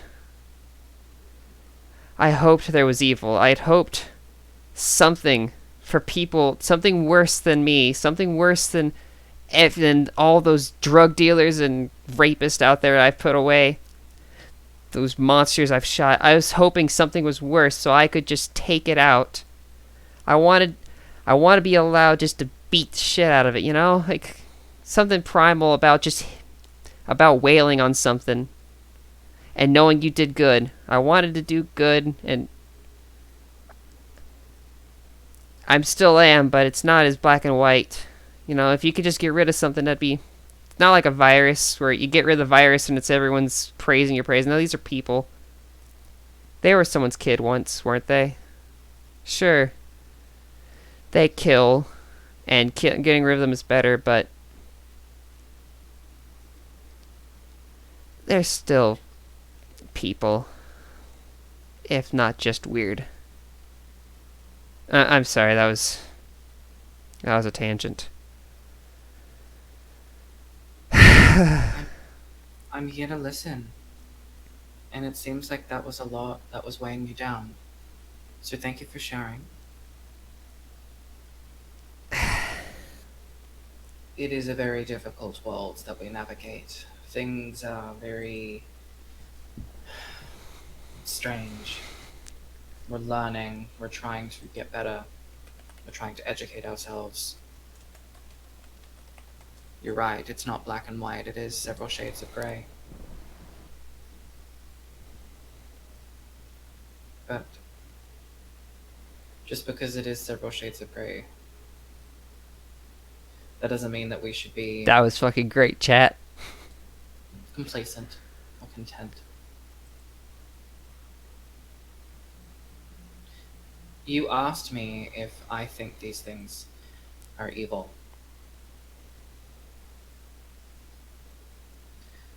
My off-the-record answer is no. I think they are hurting. I think they are confused. I think that they have been hiding in the shadows for so long that they have begun to believe the tales that have been told about them. They've become the monsters that people have said they were. And now they don't know anything else.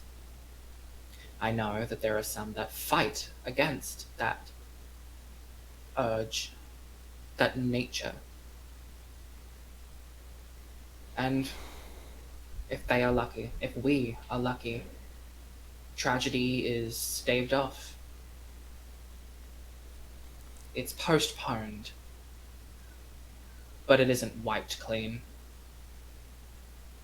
The most saintly of vampires can and will, at one point in their long lives, kill thousands or more. And perhaps it's not in their control. Perhaps it is a relapse. Perhaps it is instinct that they cannot help.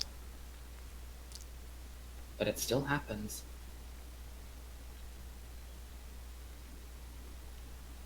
I'm the one that has to contact families and let them know that they're not coming back. And that is hard. Harder more because you have to lie to them. Suicide, overdose, accident. Because you know that if you told the truth, their families will come here and dedicate their lives to hunting down what they think to be evil. Their world becomes black and white. And that's just... it's killing them. My off-the-record answer is no. These things are not evil. But they have more capacity to commit it. It may not be their fault, but it doesn't stop the truth. And then there are other things. things that we don't quite understand yet, things that I'm not sure we can. Those things are evil. They are beyond evil. They are so evil that they transcend the definitions of good and evil. Miss Valentine, Yes. when she speaks about this, your mind flashes back to the hole you found down in that pit. Ooh. Evil hole.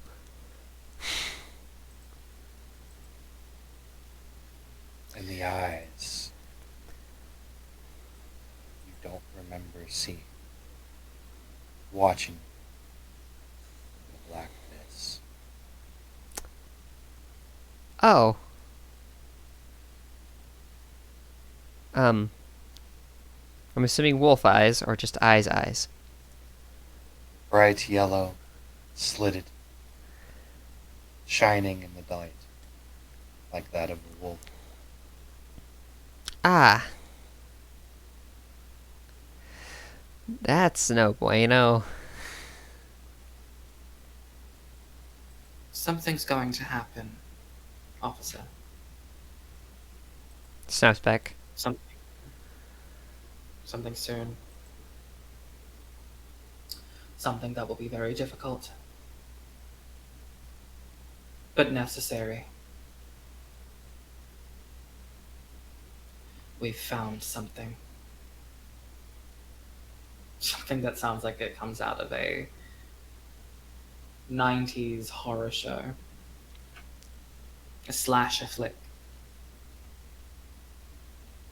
But there's something so much more wrong. There's a cabin in the woods. Up on a hill. I stare at it sometimes. Through this window.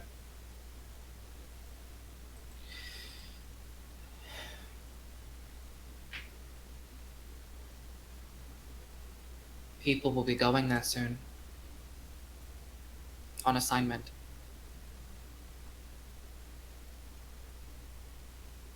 I hope they'll be alright. I hope they're ready. And I hope they're not gonna be fucking stupid.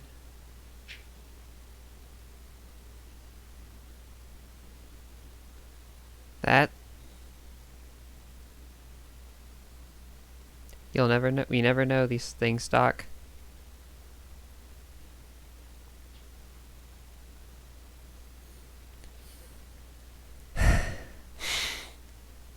You know,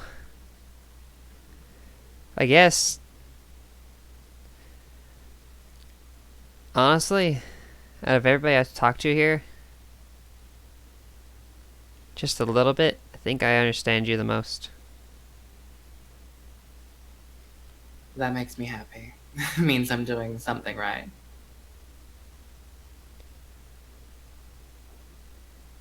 Little intercom comes on. Not to disturb you, Miss Frost, but your next patient is ready. Right, yes, thank you. Officer, you must, unfortunately, spend a night here. It is protocol just to see that you are sleeping fine and all this other scientific mumbo jumbo. It won't take too long. Just you go to sleep, you wake up, we give you breakfast, and you go on your way. She kind of, you know, I'd like to have known that before I agreed, but It was all in the contract. I mean, before showing up here today. Because, like, I told Nick I'd cook for him tonight. I've already had someone cancel a date. It would be cruel for me to allow you to do something and not another. Not to mention unprofessional.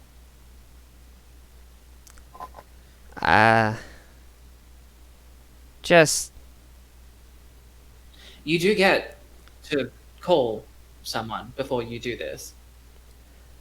oh, it's already been done. You- Oh. Kind of taps in her head. I'm good like that. Well, if you follow Edward, you will find your room waiting for you. The moment you say Edward, the door opens and the man is standing there. Miss Valentine, you'll come with me, please. Kind of stands up and starts walking with him. Yes, Miss Valentine, your room will be here. You're allowed one phone call and one text. And, yeah, just let me know if you need anything. Press this button. That'll be all. And he closes the door when you go into your room. Do I have a signal in here? Nope. Oh, yep. Fucking course. Well, someone's not getting Bring good. in the next. Indeed. Yes, ma'am. Abel. Someone's not getting a good sleep tonight. People awaits. You're next. You proceed into her office. And with Abel, there are a few questions that I must ask. One, does Abel have the blush up? He does not. Abel has spent something to wake up this night. But your pool is sustained and you are well fed. Dr. Frost, when Abel walks in the room, does he see a predator or prey?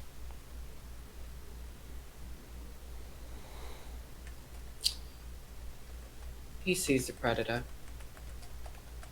And Miss Frost sees a predator right back. I will let Miss Frost take the scene away. Hello. My name is Dr. Frost. Thank you for being so patient. Please come. Drop some Sit. serious philosophical vibes on this house. Yeah. Make It's sure I'm a still muted. Pleasure to meet you, Dr. Frost. I am Abel. Yes, I am muted. It is a pleasure to meet you. I've heard something.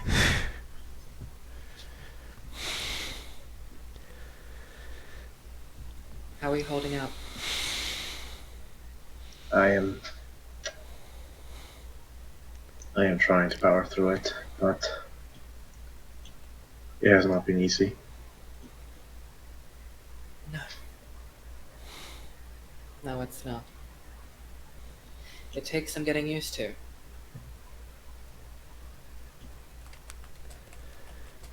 When did this happen? Just yesterday, Wow. Very recent. the giant man just nods. He isn't wearing any shirt right now. He only has his collar on, and his tattooed body's in full display. It almost looks like some just lines upon lines of wounds that never actually healed, even after the process.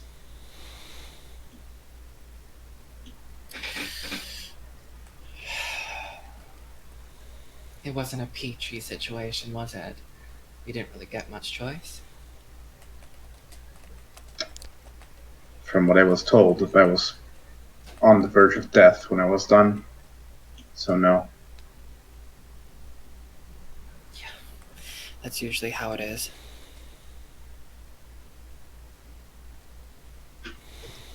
Do you know who did it? He just nods. You can tell me, you know. It's my job.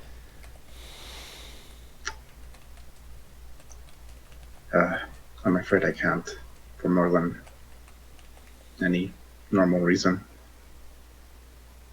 Can't or won't? Can't, he says firmly. There's a bit of disdain in his voice in that. I understand. It is cruel. but I understand.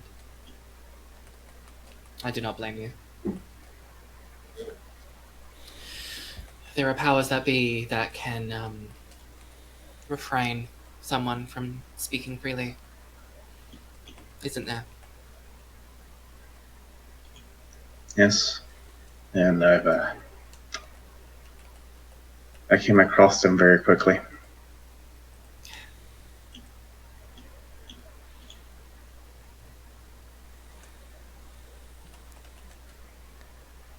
How...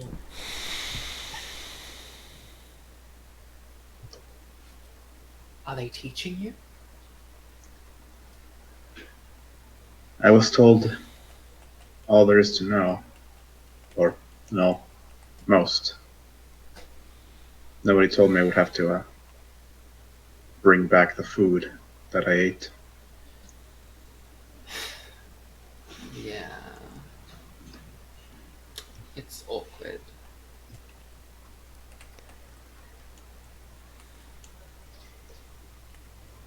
Would you have wished to die instead? No, I don't think I would have. But I don't think this is what I ever wanted either.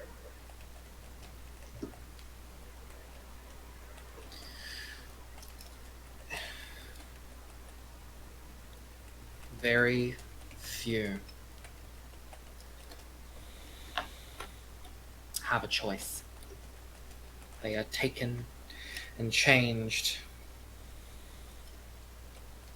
And that change is the last change they will ever have before becoming completely stagnant. What family do you belong to?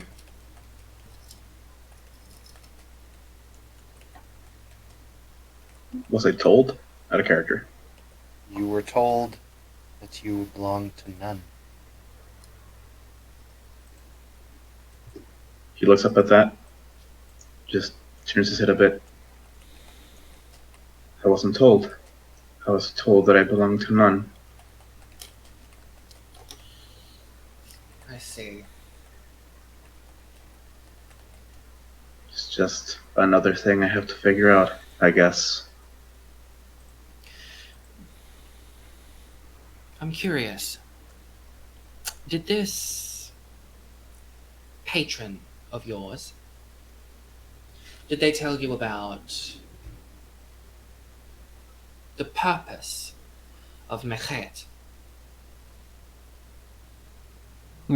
Yes, they did. Not much, but they told you a little bit, Abel, although it is still unclear. A little bit hazy. He just nods. Oh, yes, but they did not elaborate. I can't imagine that they went into too much detail. There's a lot to talk about. I have connections. I can set up some schooling of sorts, some mentoring. I would very much like to meet this person that you've, I'd like to meet your patron. Exchange some words.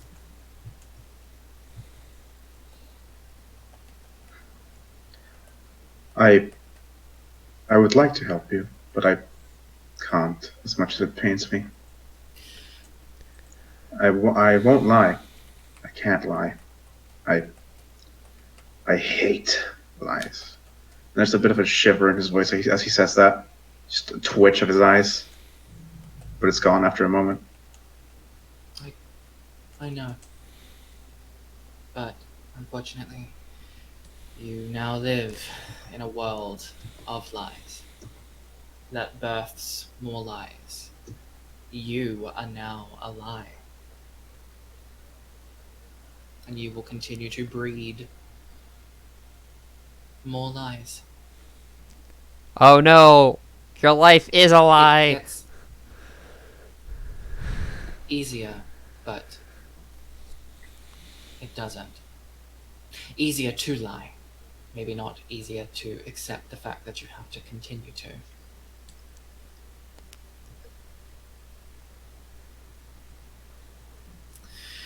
You are unable to tell me anything about your patron, but perhaps you were able to give a message to them on my behalf. I could do that. Ooh, Yes. I earned a beat from that because I got two. Let them know Oh no, I got a that whole experience because I I did would two like to beats. speak with them. Now, the reason why I have called you here is because God, the that's refreshing. organization has noticed that a few of our agents have become quite stressed. I know, how surprising. They want to know how you're doing, what you would like to perhaps alleviate some of that stress, and for me to provide those things. We're checking in. We wouldn't want our agents to buckle under the weight. That was the same the same philosophy I shared with You kinda Christine, just- but Looks up at Dr. Frost, staring at her, and then he just to be asks, fair, "Is there anything Christine I wasn't on the say? same way. Leave this room."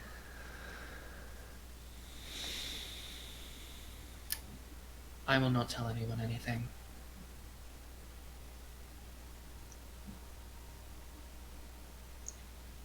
He just lets off a breath and takes one in. But it's mechanical. It's not quite Fuck! how I he got remembers I got breathing an just a few days actual. ago. That's actually therapeutic. That was actually can therapeutic. Carry the burden. I won't buckle, but I can't say it's getting to me. It's not getting to me.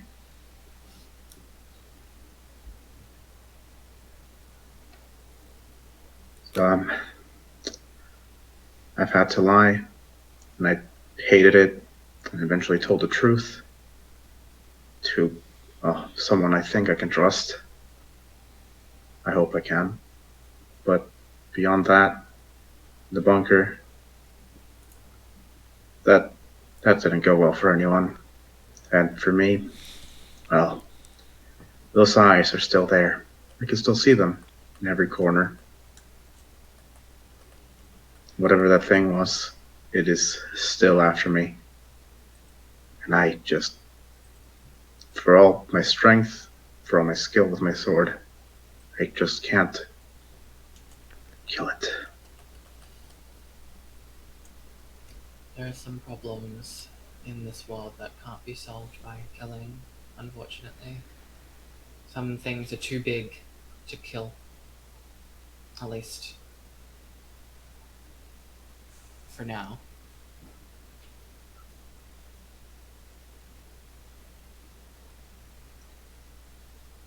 I hope I'll surpass that barrier. The older you get, the more powerful you become. And because you are what you are now, you have a long time to live and grow. And eventually, perhaps not anytime soon, you will be able to defeat this threat. It's really interesting coming out of my conversation with her, and Oh, then she gives the opinion my how much lifespan she is on fucking my hates side, these But things, I wouldn't say time is. and then she if I talks want to Abel, who to- is this thing. Progress. If I want to find out more about myself, this is something that I must surmount now. Soon.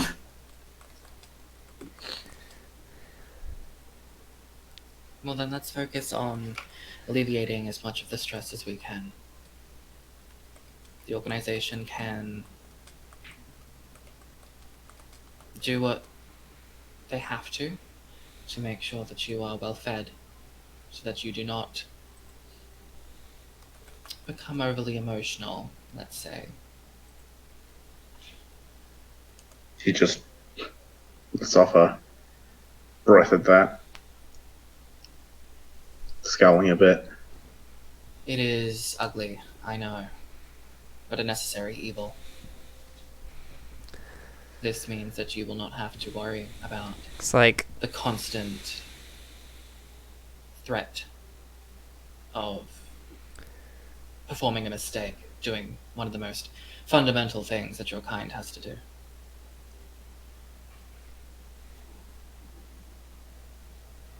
So we can have you covered on that front, at least. I hope so. Give you a place, if you need it. Someplace secure, for now. Well, I already have one. I live here. I mean, if you feel like there is people that know and are treating you differently or treating you worse, you can come to me and I can make arrangements.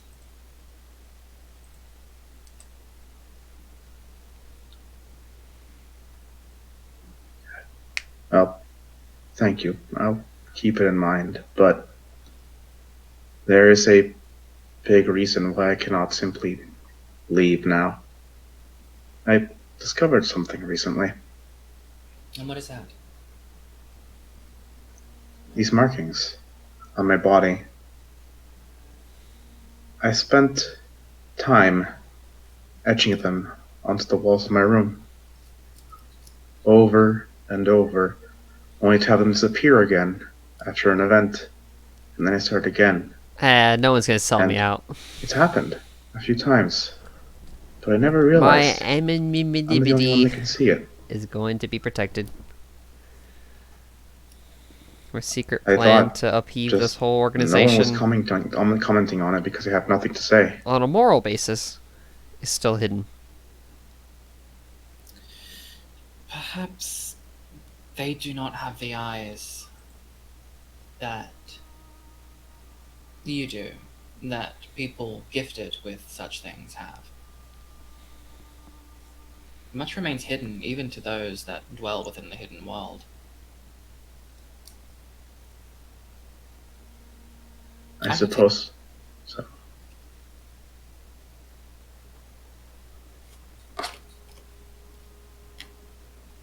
Perhaps that will help figuring out what it is that it means. Or perhaps it will just help you knowing that someone else can see it and you're not going crazy.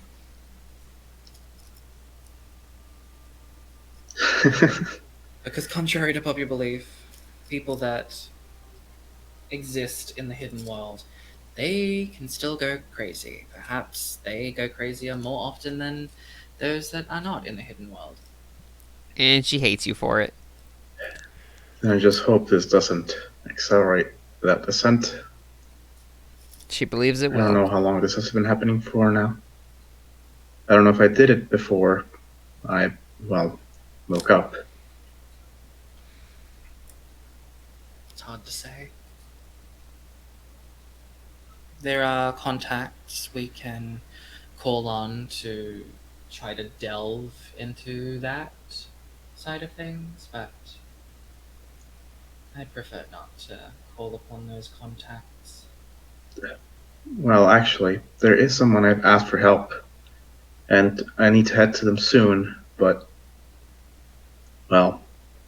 that was before I acquired this condition, and it's Aw. going to prove troublesome. Sell me out, bro. I like the Is it angle. that I you like asked the for angle help? of them What help realizing did that you I'm like request in everyone's shit. He goes quiet for a moment, and there's just like visible pain on his face as he thinks about the scenario. I wrote a Bible just during my attempts at discovering myself. One that, according to, Sector 9, there's no other version of. So I took it to the Sons of David, and the Father there is helping me decipher it.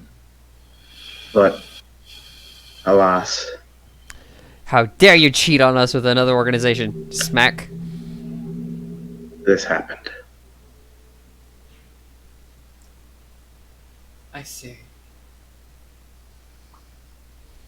Well, I'm glad that you have shared that with me.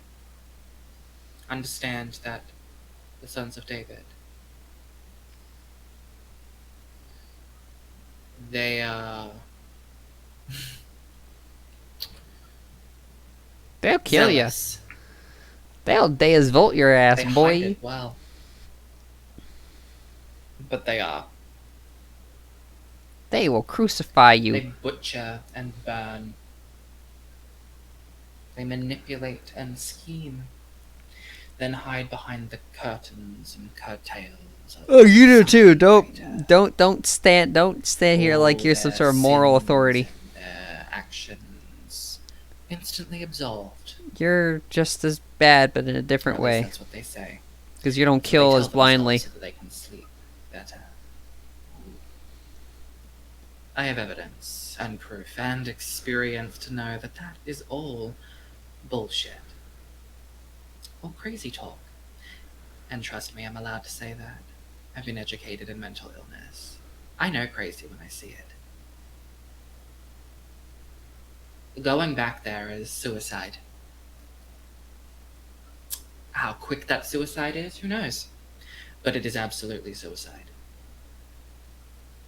They will use you until you are of no use, and then they will kill you in the most inventive ways possible to them. Or perhaps something worse. They will keep you and test on you just to make sure how to best destroy Glass houses. others of your kind. I have very little love for vampires. My reasons are my own. And to some, people may believe that I am one. Perhaps it's my cold-heartedness, perhaps it's my information that I know. But I'm not. I am incapable of being one, as I found out. But you are of Sector 9. And as a professional, I put my emotions to the side. I help you. I want to help you. You deserve help. Because this world is not black and white. It is an infinite sea of grey. And you, I believe, are on the lighter end of that spectrum. I have a disciple. But I think you made a very dangerous error. Creating a Bible and sending it to the Sons of David. Not a good thing. Do you remember any of the uniquenesses of the Bible that you had sent? No, but I can always create another. But just like all the others, it'll be different. New symbols, new runes, new passages. I think I will go back, but I'll take care. There might just be me going crazy, but I think I have something that will help me with them. Why do you feel like you need to go back? Because so far, it's the only step forward I've taken in finding out anything about my memories, about myself. You're convinced that they have the answer. I am not convinced. I was shown. They were the ones that brought back a memory, not Sector 9.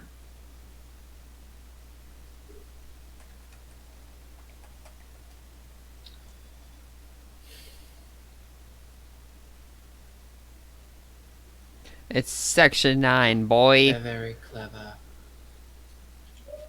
I'll give them that. Then again, cults usually are. I do want to help you. I do. But if you continue to walk down the path in helping the Sons of David, my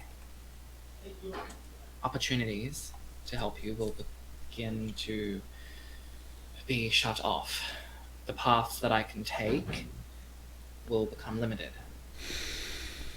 And if you go too far down the path of the Sons of David, I'm afraid that I will not be able to help you anymore.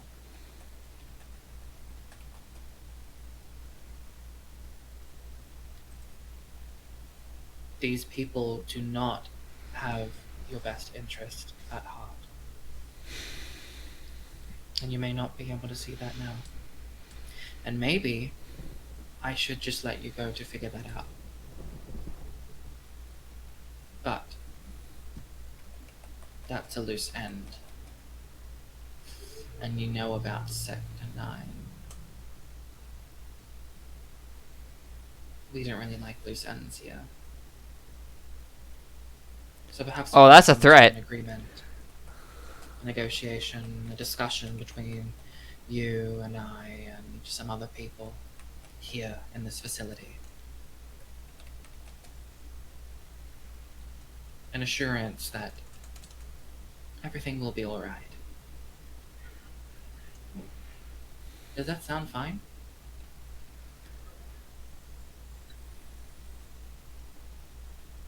He's quiet for a moment, looking at the wall.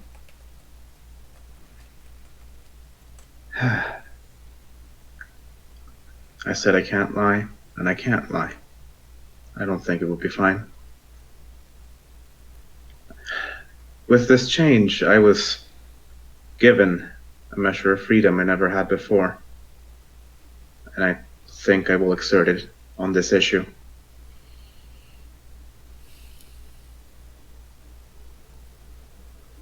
Alright.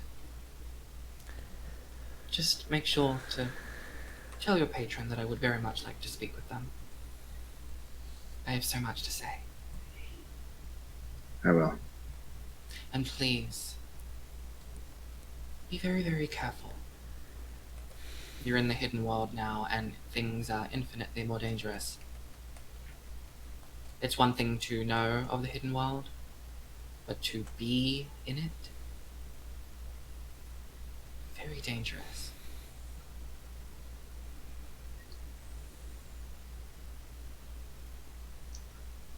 You're right. But for all I know, I was already within it. Far before. Well, there's nowhere for me to go but forward now. Of course. But I am not going to just die. No. At least She's totally gonna. I will not die until I find something. I find someone. She hates almost everyone here. I wonder if she hates me. I don't like mysteries. I like answers. And from this very staple thing alone, you have my support. I would like to unravel this mystery just as much as you would. To understand why this is all happening, how it can be fixed, what the purpose of it is. I have an academic mind. So, if you are stumped, if the Sons of David inevitably disappoint you and leave you with nothing but blood and death and crazy, I am here. And I will try to continue to be here for you, even as my options are cut away one by one.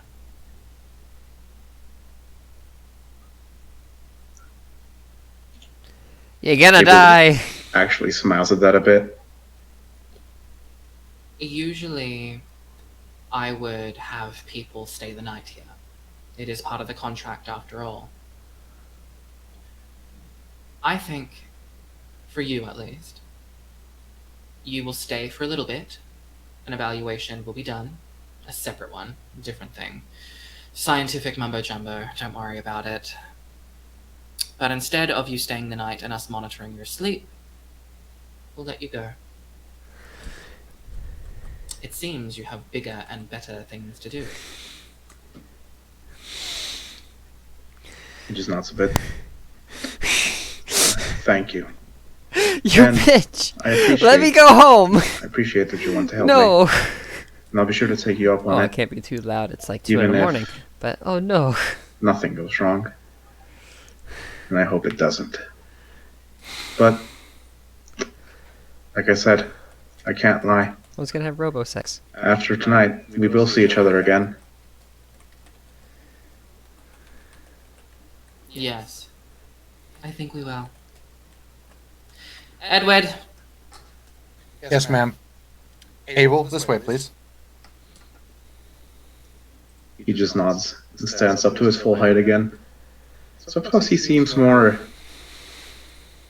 upright than before. The shadows didn't press in on him as much as he walked. Stay safe, Abel.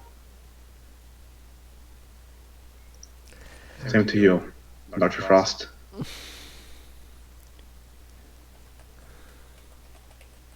Dr. Frost As- will look at Edward. Edward nods. And Edward leaves without closing the door.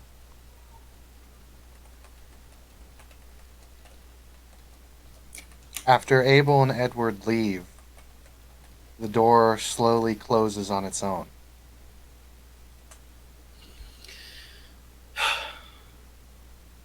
Yes, Mrs. Frost, I was listening. It's part of my business.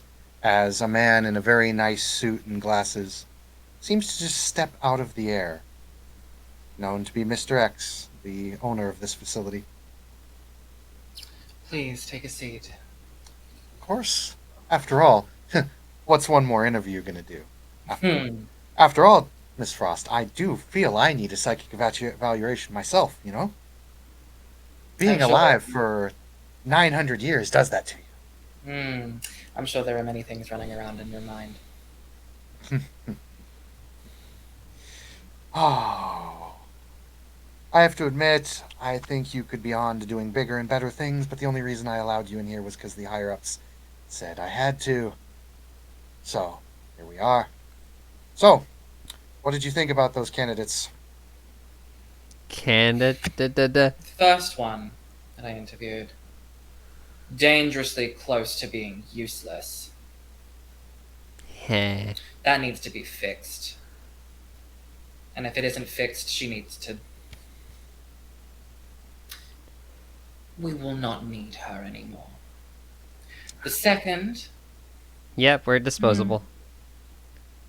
fine. All right, I suppose. But something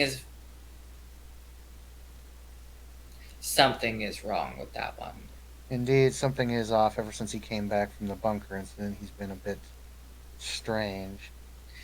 I would diagnose him with antisocial personality disorder alone from some of the responses he gave me and the vibes that he was sending off, but that's mortal diagnosis.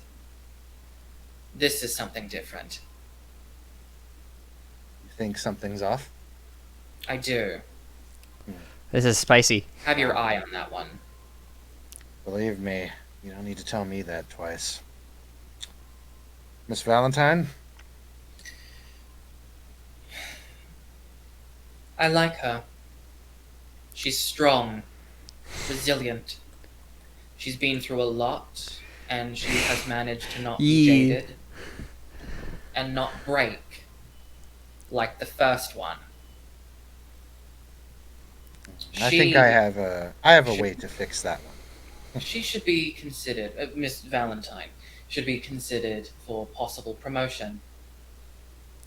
Indeed, I was considering it, although her condition makes certain promotions impossible. However, Oh, no, I'm not talking about that kind of promotion. oh, yes. Sorry, I just was thinking about that off the top of my head. I'm sorry. Thoughts colliding. Mr. X, I'm not one of you. Sometimes I forget that. You do such a good job of playing the role. I know, my cold-heartedness is very similar to that of your kind. Yes. You blend in very good. Strategy. What makes you valuable. What about Abel?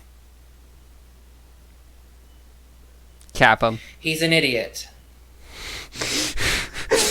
He provided a Bible to the sons of David. Mm-hmm.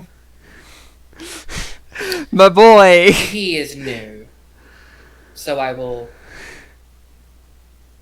withhold my intense ire. But even if you are new to the night, to the hidden world, why would you create a Bible and then send it to people called the Sons of David? It makes no sense to me. And for him to deny constant assistance to quasi downplay the effectiveness of Section 9. Dangerous. He will learn. There are some beings in this world that you cannot teach by words, you must teach with action. And he will learn about the flaws, and then he will come back to us and relish in our offerings. For we are the only ones who can give him what he needs. Just like Jack. They at first seem useless and stupid. However, that can be used. That can be molded. And I have seen much progress from what they once were. What they encountered down there is not something that any of our kind would like to encounter either. Your kind. Yes, my kind. And in all honesty, I doubt your kind would like what we saw down there either. But I am not one to judge. After all, I only know a little bit about what I used to be. After all, my talents are one of the reasons that I was turned. One of the reasons that I find myself in the position that I'm in, because I can do things that our kind cannot. Yes, we know you're important. And very talented. And good looking and very good at monologues. It's instinct. I'ma punch him so hard. Miss Frost, work with me here. Anywho, you've evaluated the subjects. We have the next phase going down, and they were a complete success. I'm not going to throw away thousands of years of research that we've gotten to. I don't care what the circle says. The Ordo is the future now. We have made progress.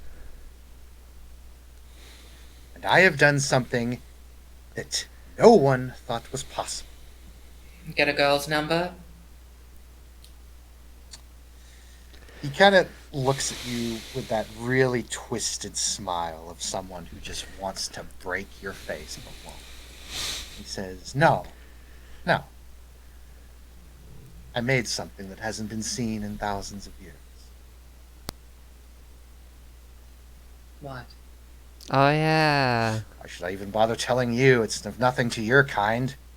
In my kind, it's something Christine's a special truly flower. spectacular. Cassandra is a But special won't flower. you feel great having told someone of a major victory? Of course I'll feel great about telling someone about a major victory if I actually told it to someone who gave a damn.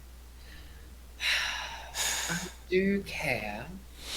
I just deal with 4 ants that thought they were something, and my cold cannot give a fuck heart can only take so much. So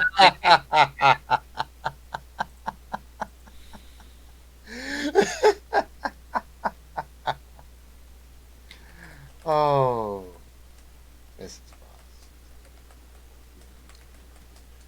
I want to tell you a little secret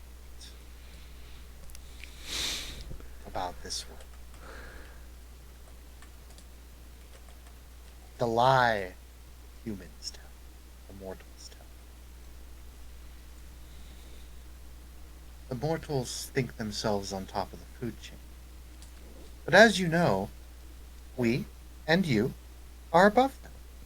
Yes. But what we fail to realize is that we, you and I, no matter how arrogant you might think yourself, are not at the top either. Every time we think we find the top of the food chain, there's something more there.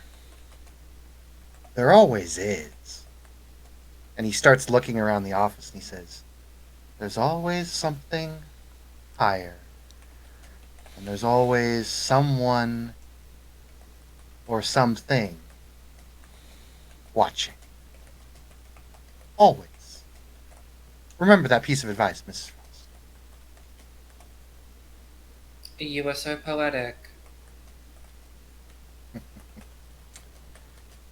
Nonetheless, Miss Frost, there is one last little interview to conduct. Unfortunately, Abel's sire is dead due to the insanity problem faced with that one. I had to take over sponsorship, if you will. You're his patron. Now I am. I'm not his blood patron, so to speak, but I am his substitute patron now. Great. I would have really enjoyed speaking to the original. I'm sure you would have. He was raving mad before we finally put him to the final death. Right.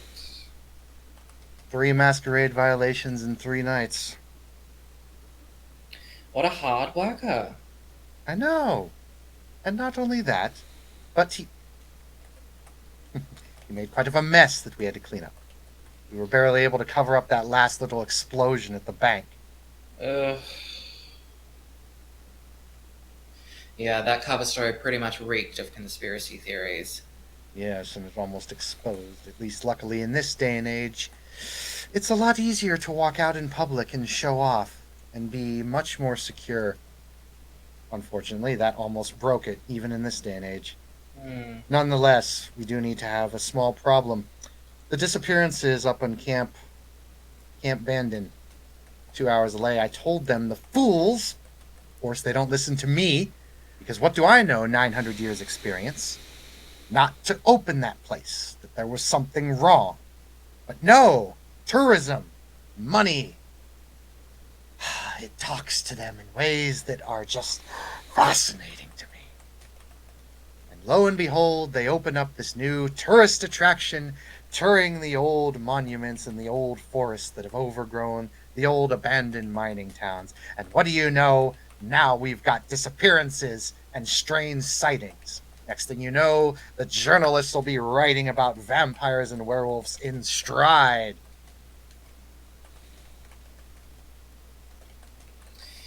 What do you need from me?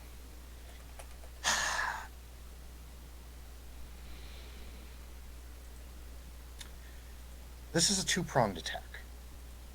One, we must possibly eliminate what is out there. If we can't eliminate it, then we must hide it. We have a few journalists going out there. We also have a few loose ends of our society that made mistakes.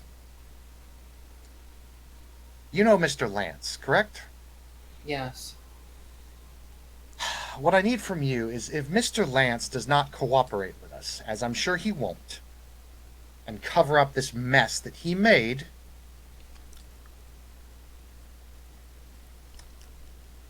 he's yours. With whatever to do, with whatever you see fit. Consider it an apology for the last discretion that our kind did. Well, I suppose it's a good start.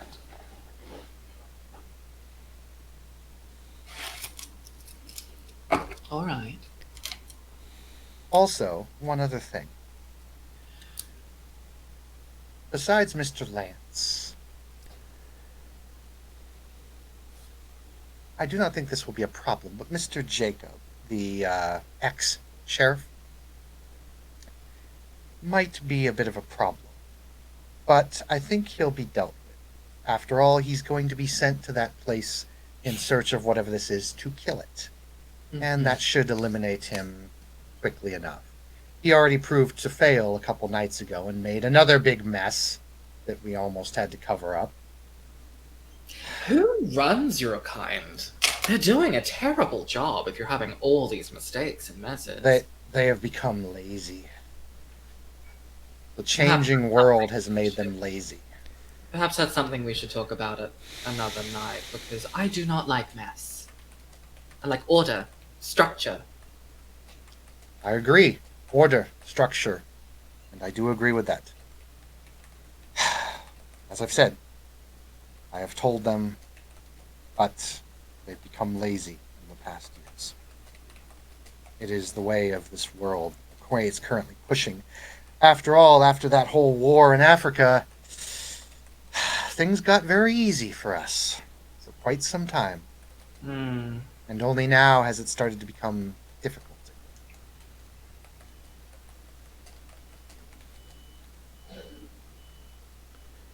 It's what 500 years of peace does. Breeds laziness and incompetence. Yes, it very much does. That is why to have order and structure you must have chaos. For without chaos, order and structure do not exist. You need to tear Against it the down chaos. before you build it up again. Exactly. Exactly, Mrs. Frost. People say that it's more rewarding to work on something and improve it and make it better. These people don't know what they're talking about. Most people have not lived past 100. These people barely live past 50. No, even with the new day and age, with all modern medicine and lifespans extending. These people who are so desperate for distraction, they pop on their VR goggles, they slip in to their alternate reality suits, they do all these things, and they wither away until they are malnourished little prunes in their pods, so enveloped in the digital world of their own making that they neglect their own vessel. I don't understand why my kind even tolerate humans at this point. Talk about tearing everything down and building something new. We should start with the humans. They're so faulty. They're so ugly. The biggest disappointment. Yes. But they shape reality. And The they only use for are the them. ones who set the laws. Sadly. It wasn't always like that.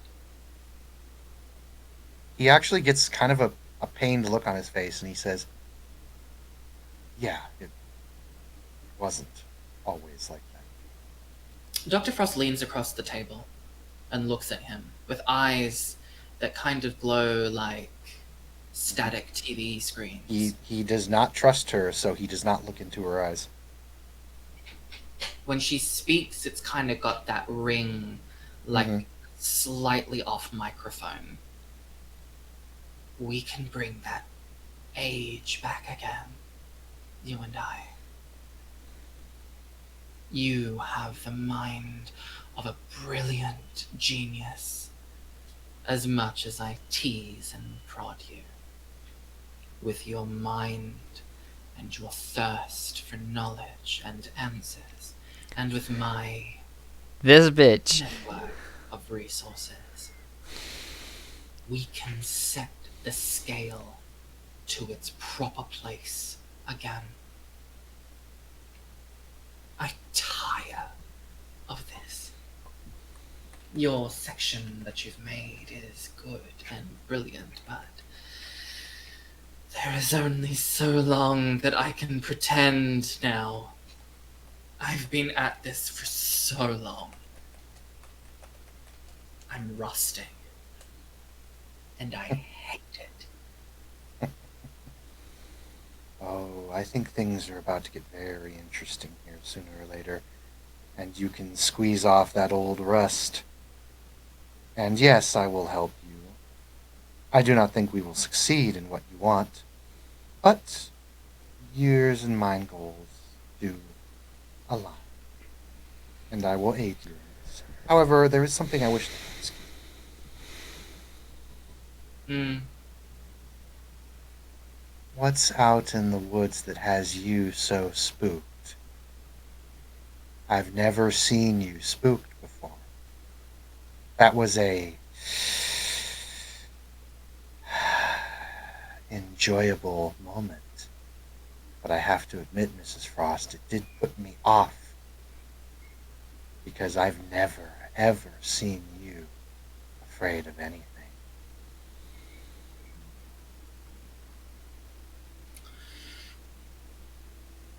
You're right.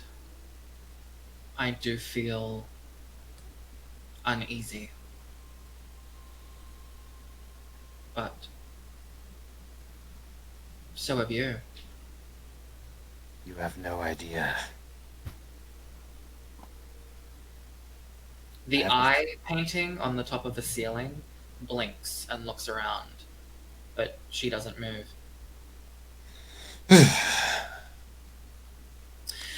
You, not that long ago, had a visit, or a visitor, didn't you? The Crimson Lady.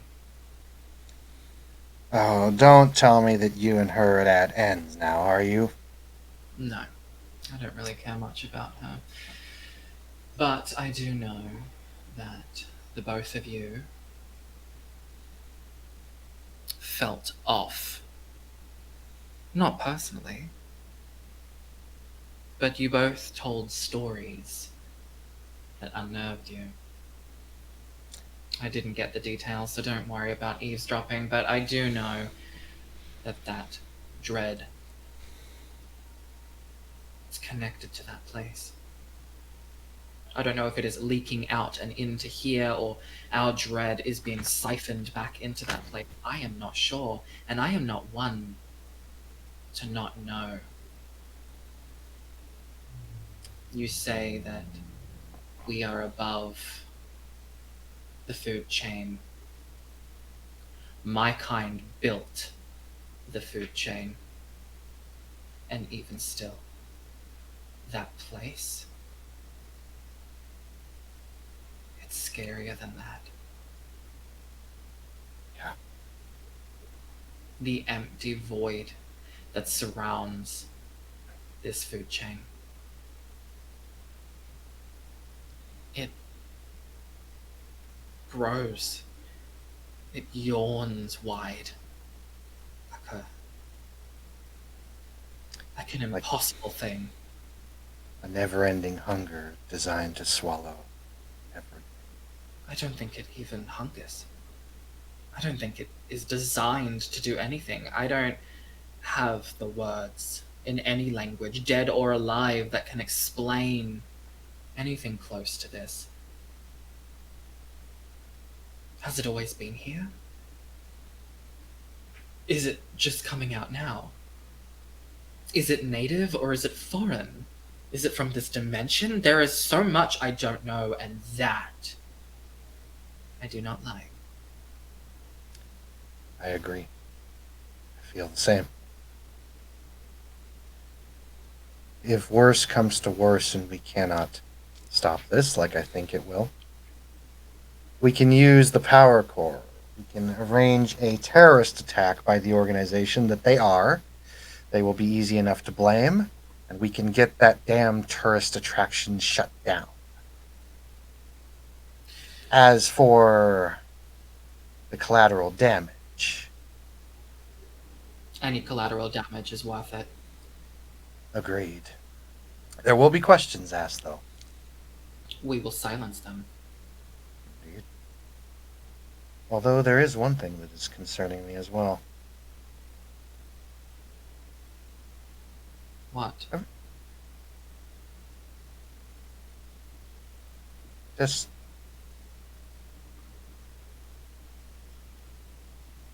I don't know. I don't know. It's just something on the back of my mind. You're in the doctor's office. You can tell me anything. This is really good chat. Throughout our history, we have kin that overstep their bounds. That's why I made this section, as you know. We've been doing a very good job of keeping a lot of them down. Typically, when our kind loses control, there are bodies left behind. There was an incident in the park recently. Jesus Christ, another one. That's the point. It wasn't us. Then who was it? We don't know. At first, we thought it was another kindred.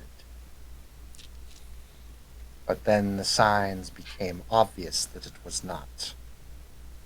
Our kind does not eat the hearts of our victims. Our kind does not extract organs and take them. Werewolf, clearly. No.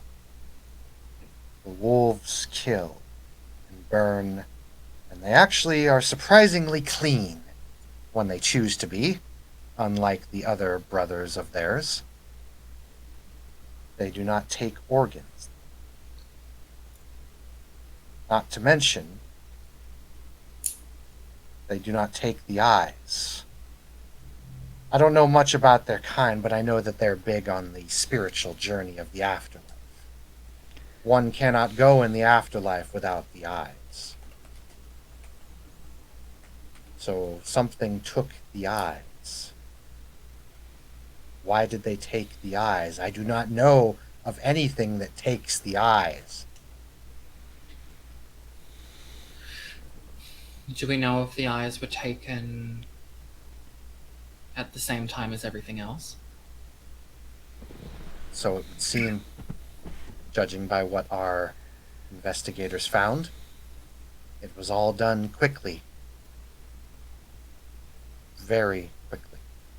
Was there magic in the area? I sensed some, but it was off. What do you mean, off? If I had another 200 years, I could tell you a bit about magic, but the short version. Magic is a tapestry. It flows like a river across everything, neat in crackles of lightning and lines and ribbons and strands. This magic was broken, tattered. It felt disconnected.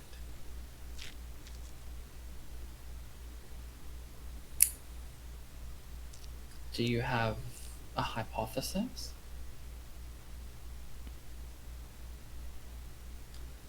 I don't know if you'd believe me if I told you. Try me.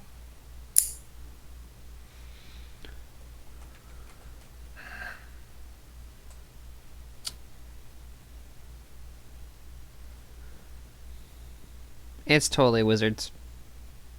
I think it was a Stryogi. The fuck is a A what? made up thingy? Okay, good. A Stryogi. Zombie thingy? Or perhaps it was a demon. But no, I think it was a Stryogi. The fuck is a stop making up So words. very funny. Tell me more about this Stryogi. The Stryogi are beings that are like us, but not quite.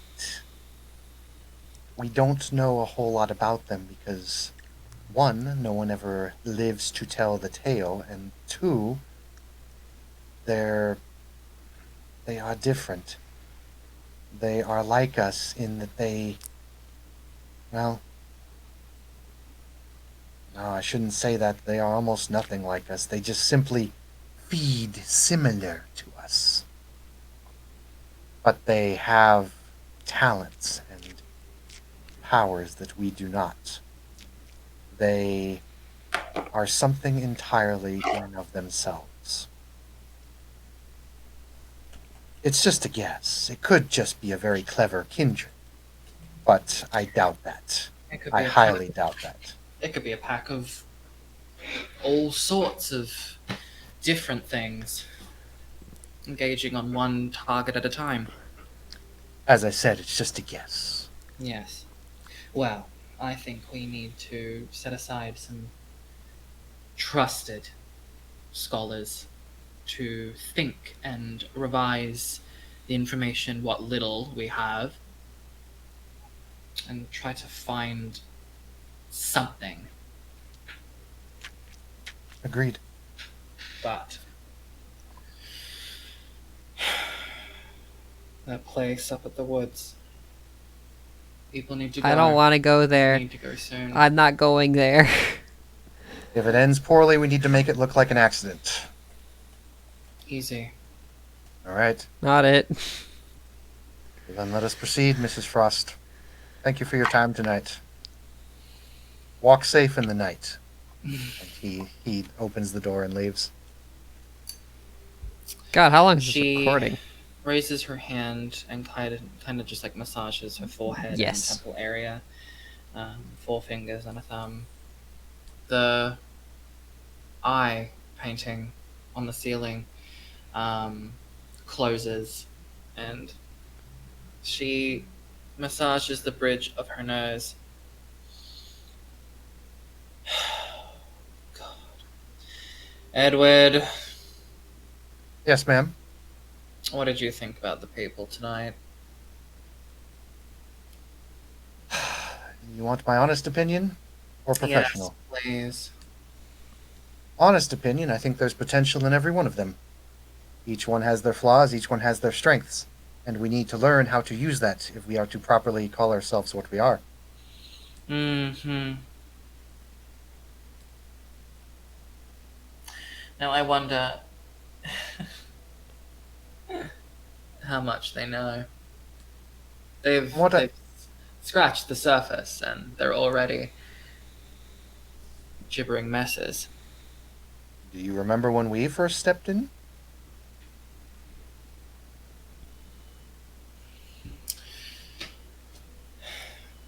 I was confused, but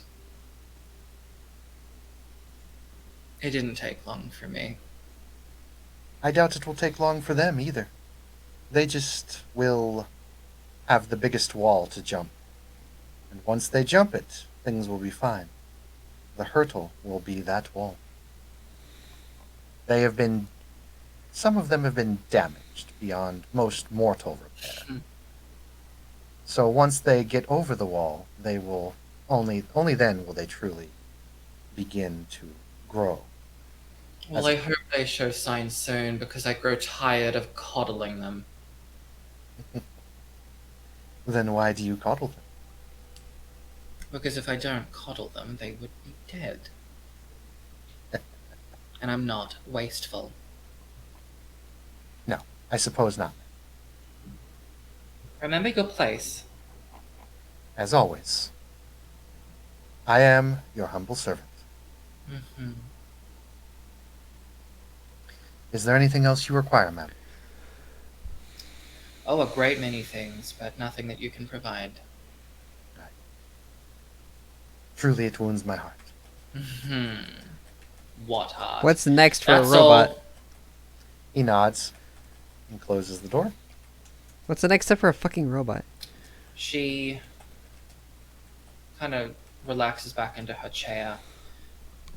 The mahogany table begins to go white. The rug dissolves into the wooden floors, which then dissolves into white. The wallpaper peels and then begins to pixelate before becoming white. The ceiling cracks and crumbles. before becoming white, the curtains unraveling before disappearing before the windows, which then pixelate and become white. Everything in this room becomes white. The flesh on Dr. Frost begins to lose its pigment before becoming white. Funny thing is, her The profile hair. picture actually is just black and white. Becomes smoke. Becomes nothing. Her eyes, her nose, her mouth, her breasts, they all disappear. They liquefy into a mercury-like substance before dissolving into the nothingness that once was the floor, and that too becomes white. Soon there is just a white table, a white chair, and a thing that once was Dr. Frost. No eyes, no nose, no mouth, no details whatsoever. To call it a mannequin would be incorrect, though the general idea would somewhat stick. This thing should not be. This thing goes against all logic, comprehension, and reason. Yet it exists. That's it.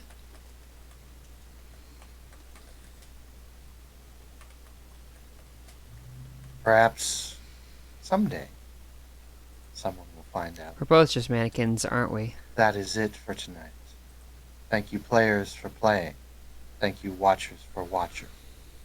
This has been another session of San Francisco by Night, Under the Vigil. We'll see you all next time. All right. And we're off air. Love that.